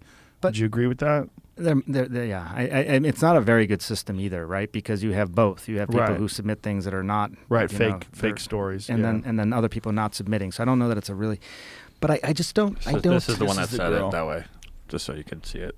Got it. It's a sad That's story. really. She's 19. She had a heart transplant 1 month after developing what her doctors believe was myocarditis, following her second dose of Moderna. So this what's really sad is she gets the heart transplant, and then the immunosuppressant drugs caused her to succumb to pneumonia, and then she dies of pneumonia. I mean, how do you just? There's no chance she would have died from COVID. A fucking infinitesimally small chance. I think when you put it all together, just again in terms of how you think, you're not anti-vax. No. Still, despite that, there are stories like that, and I'm gonna you've given me two things I'm gonna look at. One is this story, the 19-year-old, and the other one is the hospitalization rates among these young people versus the vaccine. But overall, when you just put it all together, you would still recommend people get vaccinated. I would definitely recommend people who are vulnerable get vaccinated. So and definitely people who are thinking about getting vaccinated and think that it's the right option for them to get vaccinated. But I'm not a person that should recommend anything health-wise. No, I get that. I think that sometimes people will because a lot of people listen to you. That's and they a problem. See, the thing is, I'm not trying to get people to. I'm not telling people to listen to me. I'm not telling people to follow my suggestions. I'm just talking. And it's become this thing where millions of people listen. And it's not, it wasn't by design. I know. Right? And the idea that I'm supposed to change how I talk about stuff now because it's really popular, well, then guess what? It won't be popular anymore. One of the reasons why it works is because I don't have a filter. Yep. When you were talking to me right here, if you and I were at a restaurant, it would be the same conversation. Yeah. If you and I am at my house, same conversation. What I have figured out a way to do is be me. I can be me professionally. And the only time it really varies is when I do UFC commentary, because then I'm very professional, because there's a profound respect to have for the athletes, and my job is very different there. It's just to give life and to put words to their performances. That's the difference. That's the only job I have. I feel like when I listen to you, and even this conversation now is a very authentic conversation, and I think that's all I have. We don't have enough of that overall in society. So if I'm authentic, I can tell people don't take my advice. Take the advice of people who are professionals. Listen to you, and then also listen to other professionals like Dr. Pierre Corey, and decide for yourself. Listen to evolutionary biologists like Brett Weinstein. Listen to various real experts. What I'm doing is just having conversations with people. And if you want to listen, you can listen. But my advice to you is to not take my advice. Do you have certain levels of evidence or facts that you say, okay, well, this is going to convince me one way? Yes, most certainly. Not everything can have the same weight. Most certainly. In your yes. So ivermectin, I won't call it the stuff that makes you upset. Horse dewormer? Yeah, I won't call it that. You're the only person on CNN that just calls it ivermectin. Come on. Man, it's so funny when we spoke on the phone. I'm like, wow, he really took that seriously. This whole thing. I mean, it's like you don't strike me as someone whose ego would be bruised or anything. It's not an ego thing. I know. It has nothing to do with ego. I know. They're lying on TV, and they're the news. Legitimately, if you know that they're lying about you, and you see that, you go, okay, well, what are they saying about Hunter Biden? What are they saying about Russia? What are they saying about Syria? How do I know if they're telling the truth about all these other very important things when this insignificant thing of a dumb comedian taking a medication? Can I just tell you, I'm sorry that I brought this up again. No, but just level of evidence wise. Yes. So ivermectin versus vaccine. Does one have a lot more evidence behind it? Well, one has a lot more use in this country that we're aware of, right? That's for sure. When you compare, we need to figure out what the fuck is actually going. How do you say that? The country in India again? Uttar Pradesh. It's a region. Yeah. Uttar Pradesh. Yeah. It's a region. India's a country. So they don't think of it as India's a country, right? Obviously, but the count is it a county? I'm sorry. I think it's a region or a state. I think in this state. case, yeah. Okay. And it's crazy that a state has 230 million people. I mean, it's like how big India is. It's like I know, right? Funny when they described Wuhan as a little town in central China, 11 million population, right? Bigger than Manhattan. a small town. we live in a small. We're 4% of the world's population here. But yes, so ivermectin. Yeah, the evidence of what that. I'd like to see what's going on there. Honestly. Yeah, no, I looked at that, and I think these things are definitely worth looking at. I really do spend a lot of time reading these studies and trying to make decisions and judgments on my own, in part for my own family and myself, my parents. Yeah. I mean, when you say the thing about people getting really sick and having strokes after a vaccine, for my parents who are probably listening right now, they're in their late 70s. That's going to scare the shit out of them. But ironically, those are the people that are less likely to have adverse side effects. My parents breezed through it. Both my parents got vaccinated. It was nothing. I know, but it still scares people, though. My mom literally felt nothing. She didn't feel any fatigue, nothing. But the vaccine has some 6 billion shots that have now been given around the world. Mm-hmm. 40,000 people clinical data. Ivermectin has some data. It's not, there's still a clinical trial that's just starting in South Carolina, so we're going to get more data on ivermectin. Clinical trial in ivermectin? Yeah, randomized who's conducting that? I'm not sure if it's the university or it's another group, but they just saw the announcement for the... Do you know what the dosage is? I don't. 300, does that sound right? I can't remember. 300? No, maybe, I may have the dose wrong. Don't quote me on that. I think the current recommendation is... 0.6 milligrams per kilogram. Oh, okay. So I think what I was taking was 18 milligrams. I think I was taking an 18 milligram dose.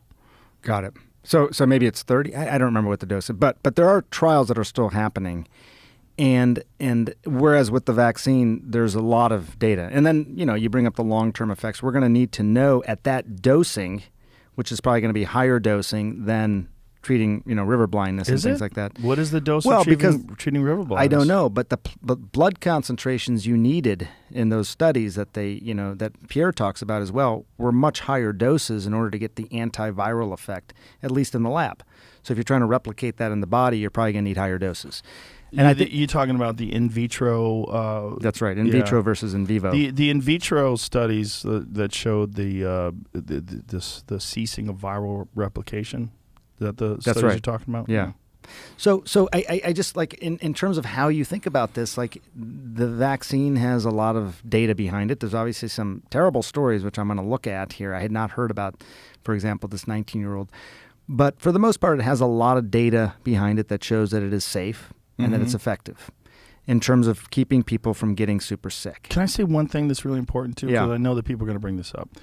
I am very aware that these rare anecdotal stories like this woman who's 19 years old, you can't take that as the absolute this is what's going to happen to people. These rare stories of this poor young lady, I'm very aware that these are unusual, but that gives no comfort to the family that lost that daughter. I totally agree. No, trust me, man. That broke. I get my chest hurts a little bit when I read stories like that. And what bothers me is my daughter's 16 years old. What bothers me at 19 years old, it is especially when you look at her and she's very fit and young, highly unlikely she would have had a problem with COVID. Yeah, I agree. That drives me crazy. I wanted to know. I'm gonna deep dive there. I'm going to. I promise you. Look into that.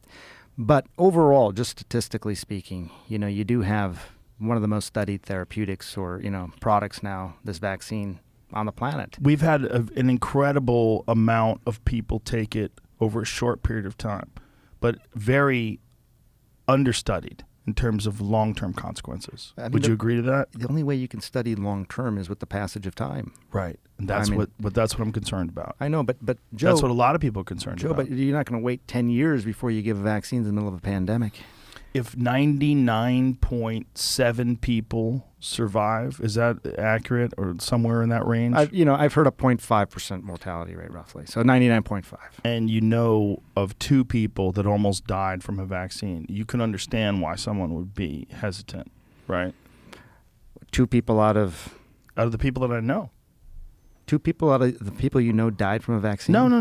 Oh. I said had an adverse reaction. Okay. Did I say died? I didn't say died, did I? I don't think I said died. Okay. I said had adverse reactions. very bad reactions. Like I said, one of them had a stroke, the other one had a heart attack and 2 strokes. Well, I'm sorry to hear that. This kind of reminds me of the air conditioning person I talked to where, there was a real concern that he had about clotting. Yeah. And that's probably, if you talk about heart attacks and strokes, clotting is sometimes the root cause of that. And I'm aware, this is very, very, very rare.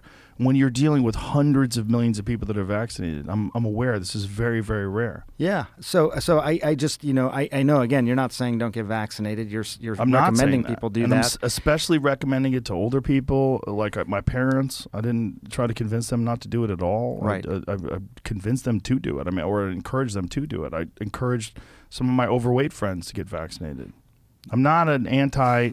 The problem is also, it's not a traditional vaccine, right? It's more of a gene therapy than it is like an inert virus that you've inserted into people. Right. So that It's a different sort of virus. Different sort of vaccine. Yeah. mRNA vaccine. So the term is weird. That's an mRNA. Well, the term vaccine is weird because it's really a therapeutic because it's only got a certain amount of lifespan. Like if you need a booster after a year or whatever it is. That is not unusual for all vaccines to get a booster. But it's only the flu vaccine that's similar. The flu vaccine is a yearly sort of thing, but like if you look at things like hepatitis or you look at other vaccines, you get boosters of some of these things. Tetanus, They get hepatitis boosters every year? Not every year. No, I'm saying a booster. I'm not saying we may not need boosters every year for this. How often do people get hepatitis boosters? I'm just saying they may get one booster. Like you get a prime and then a boost. When do you get the boost? I can't remember. But then you're good for the rest of your life. Right. So that's different than this. Well, we don't know. But we don't know. We're not sure that we're going to need to get boosters every year. If the people get boosted, like I'm saying, and this gets back to even with me, I got a prime and then I got a second shot 3 weeks later. I think we should have centers where people can go to catch COVID after they've been vaccinated. So you have the ultimate control. I feel like this conversation, you're trying to convince me of something, and I'm trying to convince you of something. I'm telling you to get COVID, you're telling me to get vaccinated. So, look, if I get COVID, yeah, and I call you up and I say, Joe, then I have to get vaccinated? Yes. Fuck off. Come on. Well, I have better immunity than you. You got COVID. You don't know. I guarantee you I do. I got fat lines. You want to measure lines? I saw yours. Yours are bitch-ass lines. They're pretty good, huh? Yours are barely visible. From a vaccine. What? Barely visible. I thought you meant they were really strong. No. Jamie's are strong. Jamie's like fucking fat Sharpies. These places are recommending that natural immunity, they say, as you said, and I asked the question about natural immunity, it can be very protective. We don't know how long those antibodies last. Right. Yep. In other cases like SARS, immunity lasted a long time. There was a study out of Kentucky showing people who had natural immunity, their reinfection rates versus people who had natural immunity plus the vaccine. And they found that the reinfection rates were twice as high in those who just had the natural immunity. The natural immunity people where they have been reinfected, what is the mortality rate? Is it 0? Because it's pretty close. I'm sure it's low. It's really close. Yeah. It's certainly way, way, way lower than people who've been vaccinated. People who have been vaccinated who die of COVID are rare, but they're numerous. The people who have died from reinfection to COVID is very low, isn't it? You might be right. I don't know the numbers of that off the top of my head. I just know the reinfection rates. And it does bring up this question of who? That's what brings it brings up the question. What do they look like? Well, also... Are they fat? Also, should we treat all breakthroughs... Right? We got kind of fixated on that. Oh, it's a good thing to get fixated on. We're going to fix that problem. It's a real problem. We should fix it. What? You say we can't fix it. I think we can. think we should. Look, This is coming from a person who used to teach martial arts for a living. It's very difficult to motivate people. It's very, very, very hard to motivate people. You know, this is a really interesting thing about you. I think most people who are listening to the podcast know this, but I did not know this about you. You were the Taekwondo champ, state champ in Massachusetts. Yeah. Massachusetts, right? Yeah. 21 years old? Yeah, well, I won 4 years in a row from, yeah. And then you left because you're worried about concussions. Yes. I started having real fear about brain. There was more kickboxing. I started kickboxing after I did Taekwondo, or during and then after. The last 3 fights that I had were kickboxing fights. And I was aware that, first of all, I was suffering some issues, like really bad headaches, but also I was aware that people around me that I had known had been fighting for years were starting to slur their words and were starting to exhibit diminished behavior, like diminished cognitive cognitive function, clearly. Like there was something about it. And then, that term punch drunk has always been around, but we really didn't understand CTE until, the early 2000s. It started, and then the concussion movie, and then, people started doing examinations and all these different studies of people post-mortem. But now we have an understanding about brain damage now that we didn't have when I was a child. Right. But I was aware that I was doing damage to myself. I mean, so your risk assessment at a pretty young age was, you evaluated that, made a decision, and yeah, it sounds like it was a smart decision. I mean, you were at risk. Who knows how high your risk would have been for having a real problem, but it was enough of a concern for you. Well, I'm also very fortunate that there was no real professional avenue when I was young, right? Like, do you think you would have stuck with it otherwise?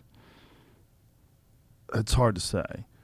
It's hard to say because I remember reading recently about this 24-year-old football player in the NFL who was really promising and doing really well. San Francisco. Yeah. You know the guy? I know the story, yeah. And he was like, I'm done. Yeah. And they were like, what? But he was like, he realized like, hey, I have a whole life. I probably have another 70 fucking years of life. I am not going to do it drooling on myself. I'm not going to do it having these... there's CTE. It can play. It's so strange, right? Because the APOE4, the whatever that the issue that some people have versus some people don't, where it leads you to be more susceptible to CTE, and various issues that people have from repeated head trauma. They don't know. You don't know if it's going to affect you like it affects some people. I know I know fighters that have been fighting for 10, 15 years and hardcore, and they're fine. See, this is exactly how I feel about this whole issue with the pandemic. You just contextualized it for me. I don't know. I think I'm going to be fine. Could I have a problem? I mean, you're pinning me down on this, right? Mm-hmm. You want me to get a third vaccine. So I don't want you to get a third vaccine. I want you to get COVID. Yeah. No, you don't. You don't. No. I think you'd be fine. Listen, we know about monoclonal antibodies. Yeah. And I really firmly believe that if you were sick and you got monoclonal antibodies, you'd be fine. Yeah, I think the monoclonal antibodies work really well. They work really well. Trust me. I still don't want COVID, though. You'd be fine. I think it'd be okay. But you're younger than me. Come on, look at you little kid. But just like you're saying about the concussions, though, like most of those guys will be fine. They didn't have a problem, right? It's but not you most don't of those know. guys. No. It's the opposite. It's not most of those guys. You think most of them have problems? Yes, most. Yeah, most of those. Most. With the martial arts guys. It's a great. It's the opposite equation. Yeah, it's not. Is it that prevalent? Yes. Okay. It is my main moral dilemma about being involved in martial arts and in commentating. And it's not that I don't respect the decision of the athletes to pursue a dangerous but ultimately insanely rewarding lifestyle choice and career choice. It's not that. And I understand that the glory that these people receive, the highs that they achieve are impossible for mere mortals like myself to comprehend. That is a fact. When you're dealing with Israel Adesanya, when you're dealing with Conor McGregor, when you're dealing with Dustin Poirier, when you're dealing with like the elite of the elite, like what they experience upon victory is probably, most of us will probably never understand it. Probably never understand it. But it is my personal belief that most of them stay too long. Most of them take too much damage. Most of them will suffer. Most of them.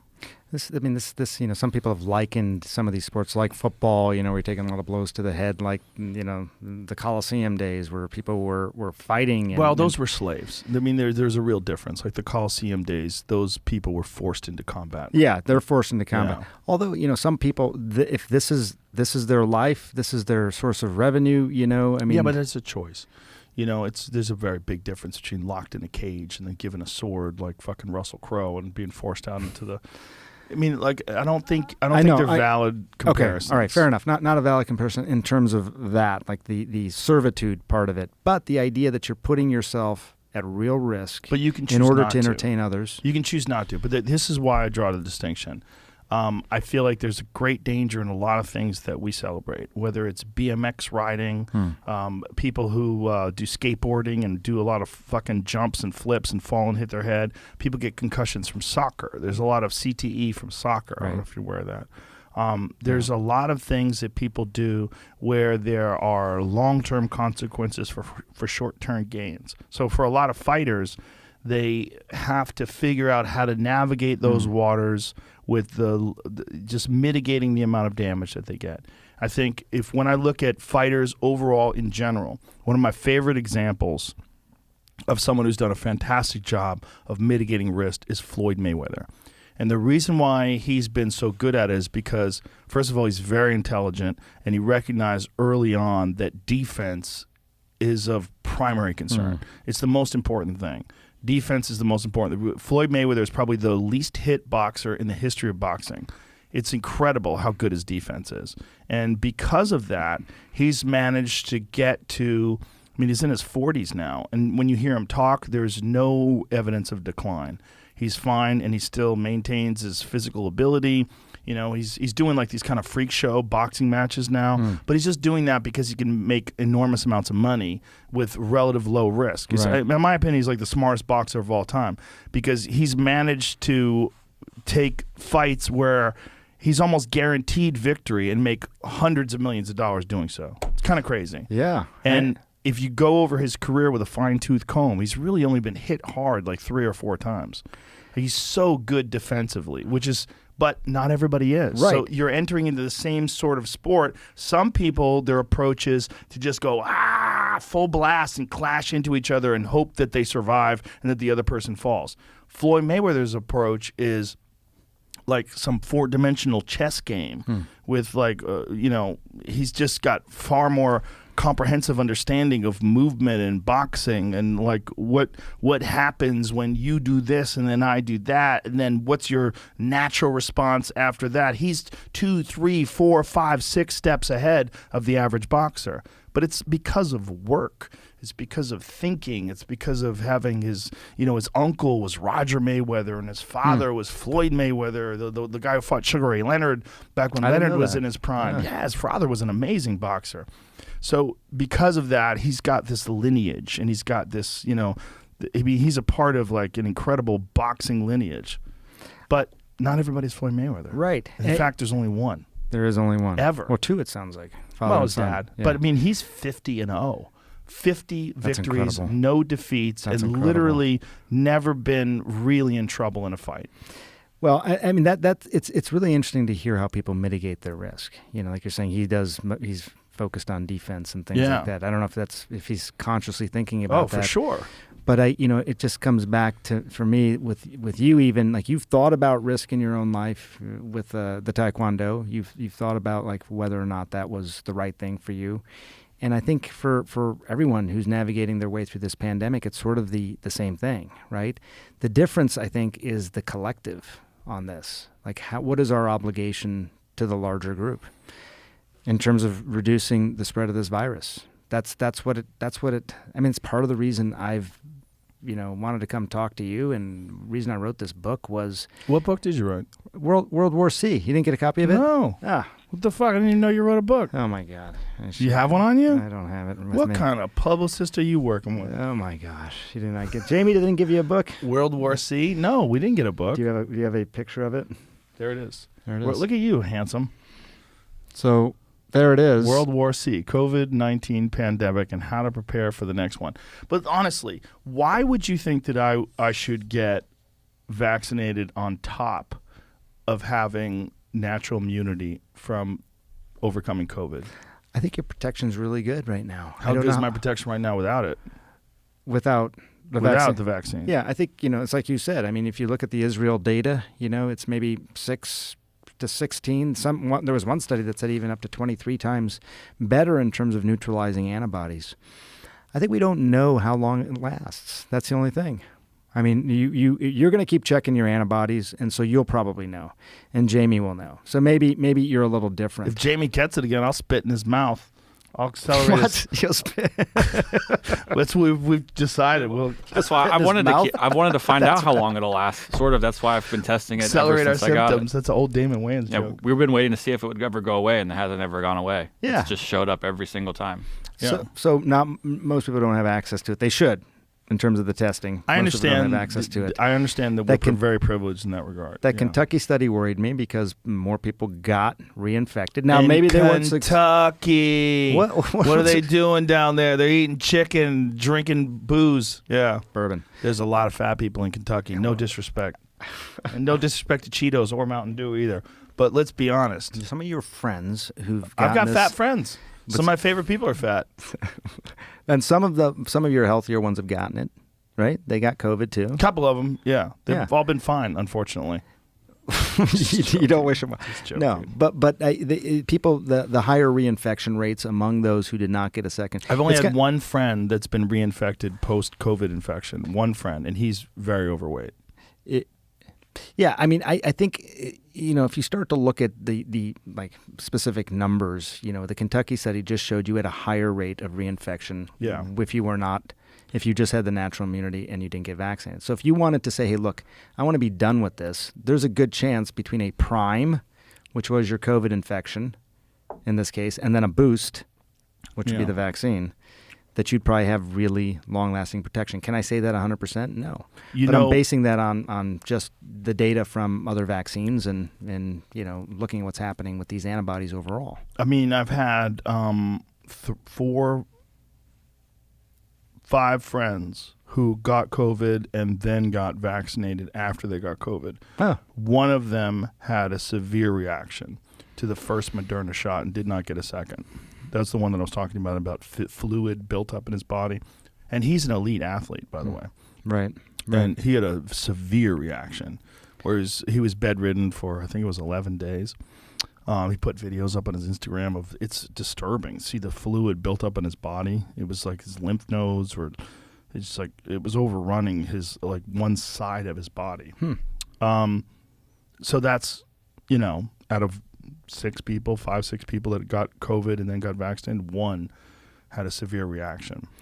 You think that's a real problem though? I think it is. Speaking? It's more likely to have a severe. There was a study that showed that people who have had COVID and recovered and then got vaccinated are more likely to have a bad reaction or a more severe reaction from the vaccine than people who have not had COVID and got vaccinated. I heard that about the second shot. It's like people got 2 shots after the thing. And I think that's why some of these countries started going to saying, hey, look, you've been primed already because you had it. So now we'll give you the boost because that'll probably give you a longer lasting But my friend protection. Craig, who had a bad reaction, that was just first one shot? One shot of Moderna. Well, but I the hate thing is, hearing if I got 1 shot, I still wouldn't be considered vaccinated, right? So all of the perks of being vaccinated, like to being able to go to New York City and eat in a restaurant. That may need to change. That may need to change. I'm with you on that. That's why I asked Fauci, as you know, about the question about natural immunity. It's not clear at this time. Wait, you're giving him the Australian accent? There's no evidence. What did you think? He doesn't speak like that, though. Yeah, he does. No. I can do a Fauci impression if you give me some time. What did you think about the connection between Fauci and the EcoHealth Alliance and the gain of function research at the Wuhan Institute? Because that's very disturbing. I did a whole documentary on this. I mean, it is. I think it's concerning that we don't know the origins of this virus still. I think it's concerning that they were obviously doing all kinds of research on bat coronaviruses in the Wuhan Institute of Virology. I talked to Ralph Barrick, who is he's sort of the gain of function guy. He's here in the States at UNC, but he's the one who spent some time in Wuhan, knows Dr. Shi, who's called the Bat Lady. Bat Lady. And so it's concerning. You know what concerns me the most, Joe? I think just statistically, most pathogens like this have been natural spread over events from animals to humans. That's how SARS started that way. A lot of flu viruses start that way. And that's what I would have believed here as well. What has been so suspicious is that they just won't. There's no investigation into they say that they investigated, but they didn't investigate the lab leak theory. There was a database that went down in September of 2019. There was workers who got sick at the Wuhan Institute of Virology. There may have even been a relative of one of those workers who died. When We're not sure. A spouse died. Yeah. I mean, there was, and the blood samples of them to show whether or not they had antibodies. That would be a good thing to know. Those blood samples were not released to the WHO. They didn't allow people into the lab. So, like, if you were to say to me, hey, just de novo, before I knew any of that, how do you think this thing started? I would have said it probably started from animals to humans because that's how they usually start. But why is there such cover-up? Right. And they were buying PPE, including from the United States, in the fall of 2019.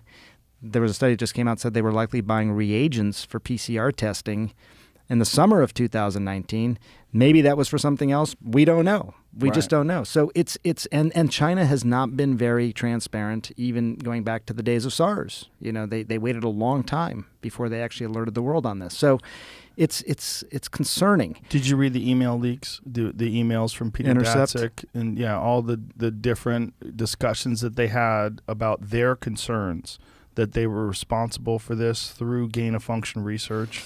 They applied for a grant to specifically to insert a furin cleavage site, which is that particular part of the virus that raised so much concern. Yeah, I mean, look, the thing is, like, this gets back to the same thing I think we're dancing around a little bit, which is I don't know sometimes what to do with this. It's highly suspicious. I think of this sometimes the way I think about my teenage kids. They're not telling me everything here. Now, do I automatically assume they're totally guilty of everything I think they're guilty of, or is there something else going on here? I think China has not. Part of being prepared in my World War C book is that we have to have a World Health Organization that's actually empowered to be able to do things.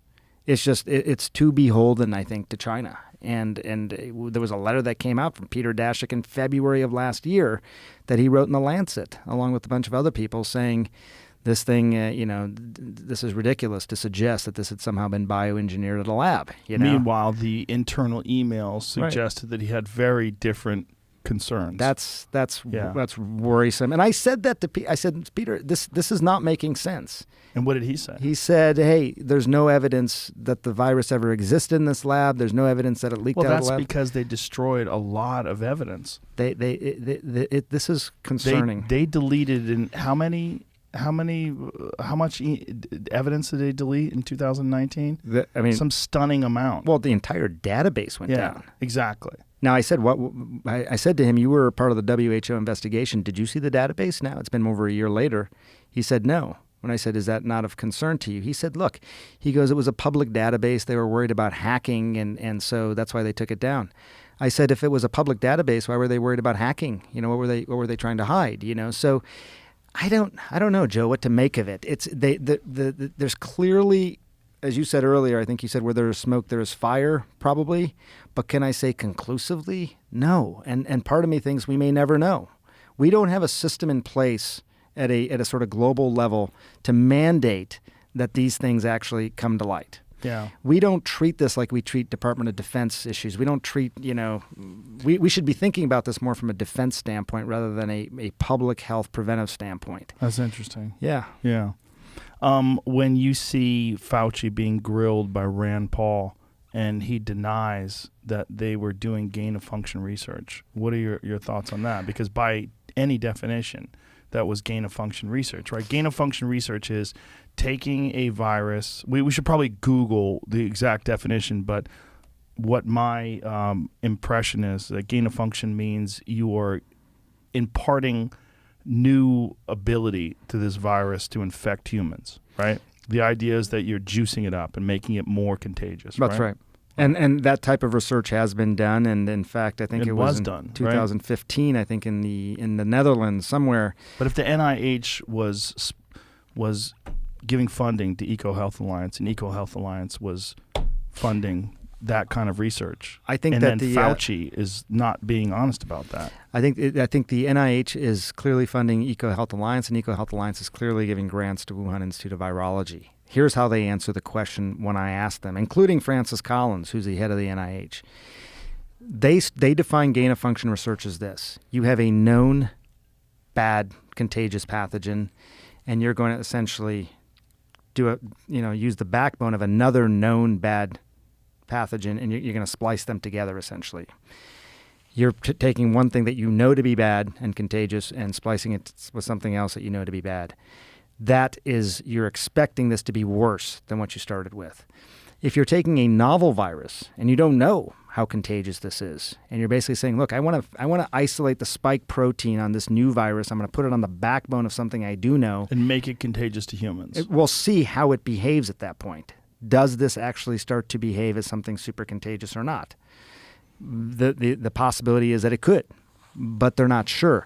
So this is nuanced, and a lot of people have taken issue with it, including scientists who work in the field. But the strict definition is that you got to know, for gain-of-function research, you know that it's going to lead to gain-of-function. So maybe the problem is using the term gain-of-function. Yeah. If we instead abandon any sort of nomenclature that might be problematic and say, were they doing experiments to make viruses more contagious to people? The answer would be yes. Yeah. Were they doing experiments that could lead to Yes. viruses being more contagious? Yes. Yes. I think that's right. That is research that is done to try and figure out. I mean, a lot of these pathogens they examine, they're not contagious. They put the spike protein and they put some component of the virus onto the backbone of a known thing, and it doesn't do much. So they say we don't have to worry about this. But it could turn into a situation where you take a component of a new virus, you put it on the backbone of a known virus, and it does lead to something much more contagious. And that's what a lot of people are concerned about here. I mean, there was part of those emails, as you know, Joe, were emails that were sent to Fauci January of last year, where Christian Anderson raised this concern. He subsequently wrote a paper saying, hey, those changes that we saw, I thought that was clear evidence of bioengineering, but now I've seen evidence of those same abnormalities in existing naturally occurring viruses. So now I don't think that's the problem. But it's going back and forth, and frankly, we may never know for sure. It's really complicated, and the problem is for someone like myself who doesn't have any education in the matter. I'm reading these analysis back and forth and trying to figure out what's what. Yeah. But I don't like the way Fauci responded when he was asked by Rand Paul. Well, it made me very It's so freaking antagonistic. It's just so antagonistic. I mean, it made me uncomfortable too. And Rand Paul's really grilling him. I mean, this gets back a little bit to how you started this whole conversation, like Jen Psaki. Yeah. What's the goal here? Well, yeah, and that kind of conversation, I feel like doing it like from a far distance. They're both at these tables. Fauci's over here, Rand Paul's over here. Yeah. What I would like to see is Fauci and Rand Paul on a podcast. Yeah. Just the two of them. Yeah. I mean, I would be a moderator. I would sit on the side and just ask them questions. I like that. I would love to do that. I think I've heard you talk about Fauci. I mean, you have feelings about him. I mean, I do? What are my feelings? You don't like him. It's not that I don't like him. I think he likes a lot of attention. And I think that's a real problem for someone who is in a position where he's essentially directing public health. I think he enjoys being in the spotlight, which a lot of people do. It's a natural human inclination. But that's not why you don't like him. It's an issue for scientists. Why don't I like him? Tell me. I don't know. I mean, you think he's being? I think he's being deceptive. I think you think he's not being honest with these things. I think you think that too. I don't know. I think that the gain of function thing. Like, look, let's put it this way: he wasn't surprised by that question, right? It's not like, holy shit, I've been caught. When you saw his emails, yeah, did you get concerned that he possibly knew that they were maybe responsible? That's a good question. That hesitation that's a good alone. Question. That hesitation alone. Well, if I asked you, do you think Jamie's responsible for the pandemic? Yes. definitely. No hesitation. But see what I'm saying? No, but here's why I'm on this podcast, because we can have a nuanced conversation about Yes. this.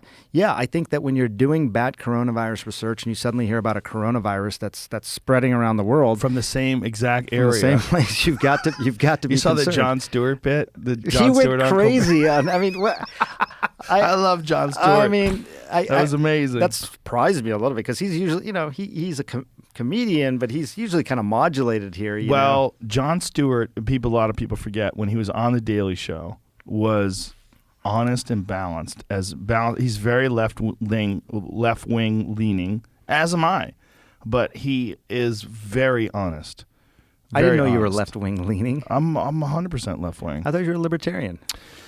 I get labeled that way because of my position on guns and some of the things, but I'm very pro-choice. I'm very women's rights, civil rights, gay rights, trans rights. I'm even universal health care, I saw universal that, basic yeah. income. I think we're going to come to a point in time where I think Andrew Yang has some really good points about automation and elimination of jobs. And I also think that we should take into consideration, like, where do our tax dollars go? And if people just had their basic needs met, would that give them more of an opportunity to pursue innovation and creativity and other goals? Or would that, with a negative perspective, would that encourage people to be lazy?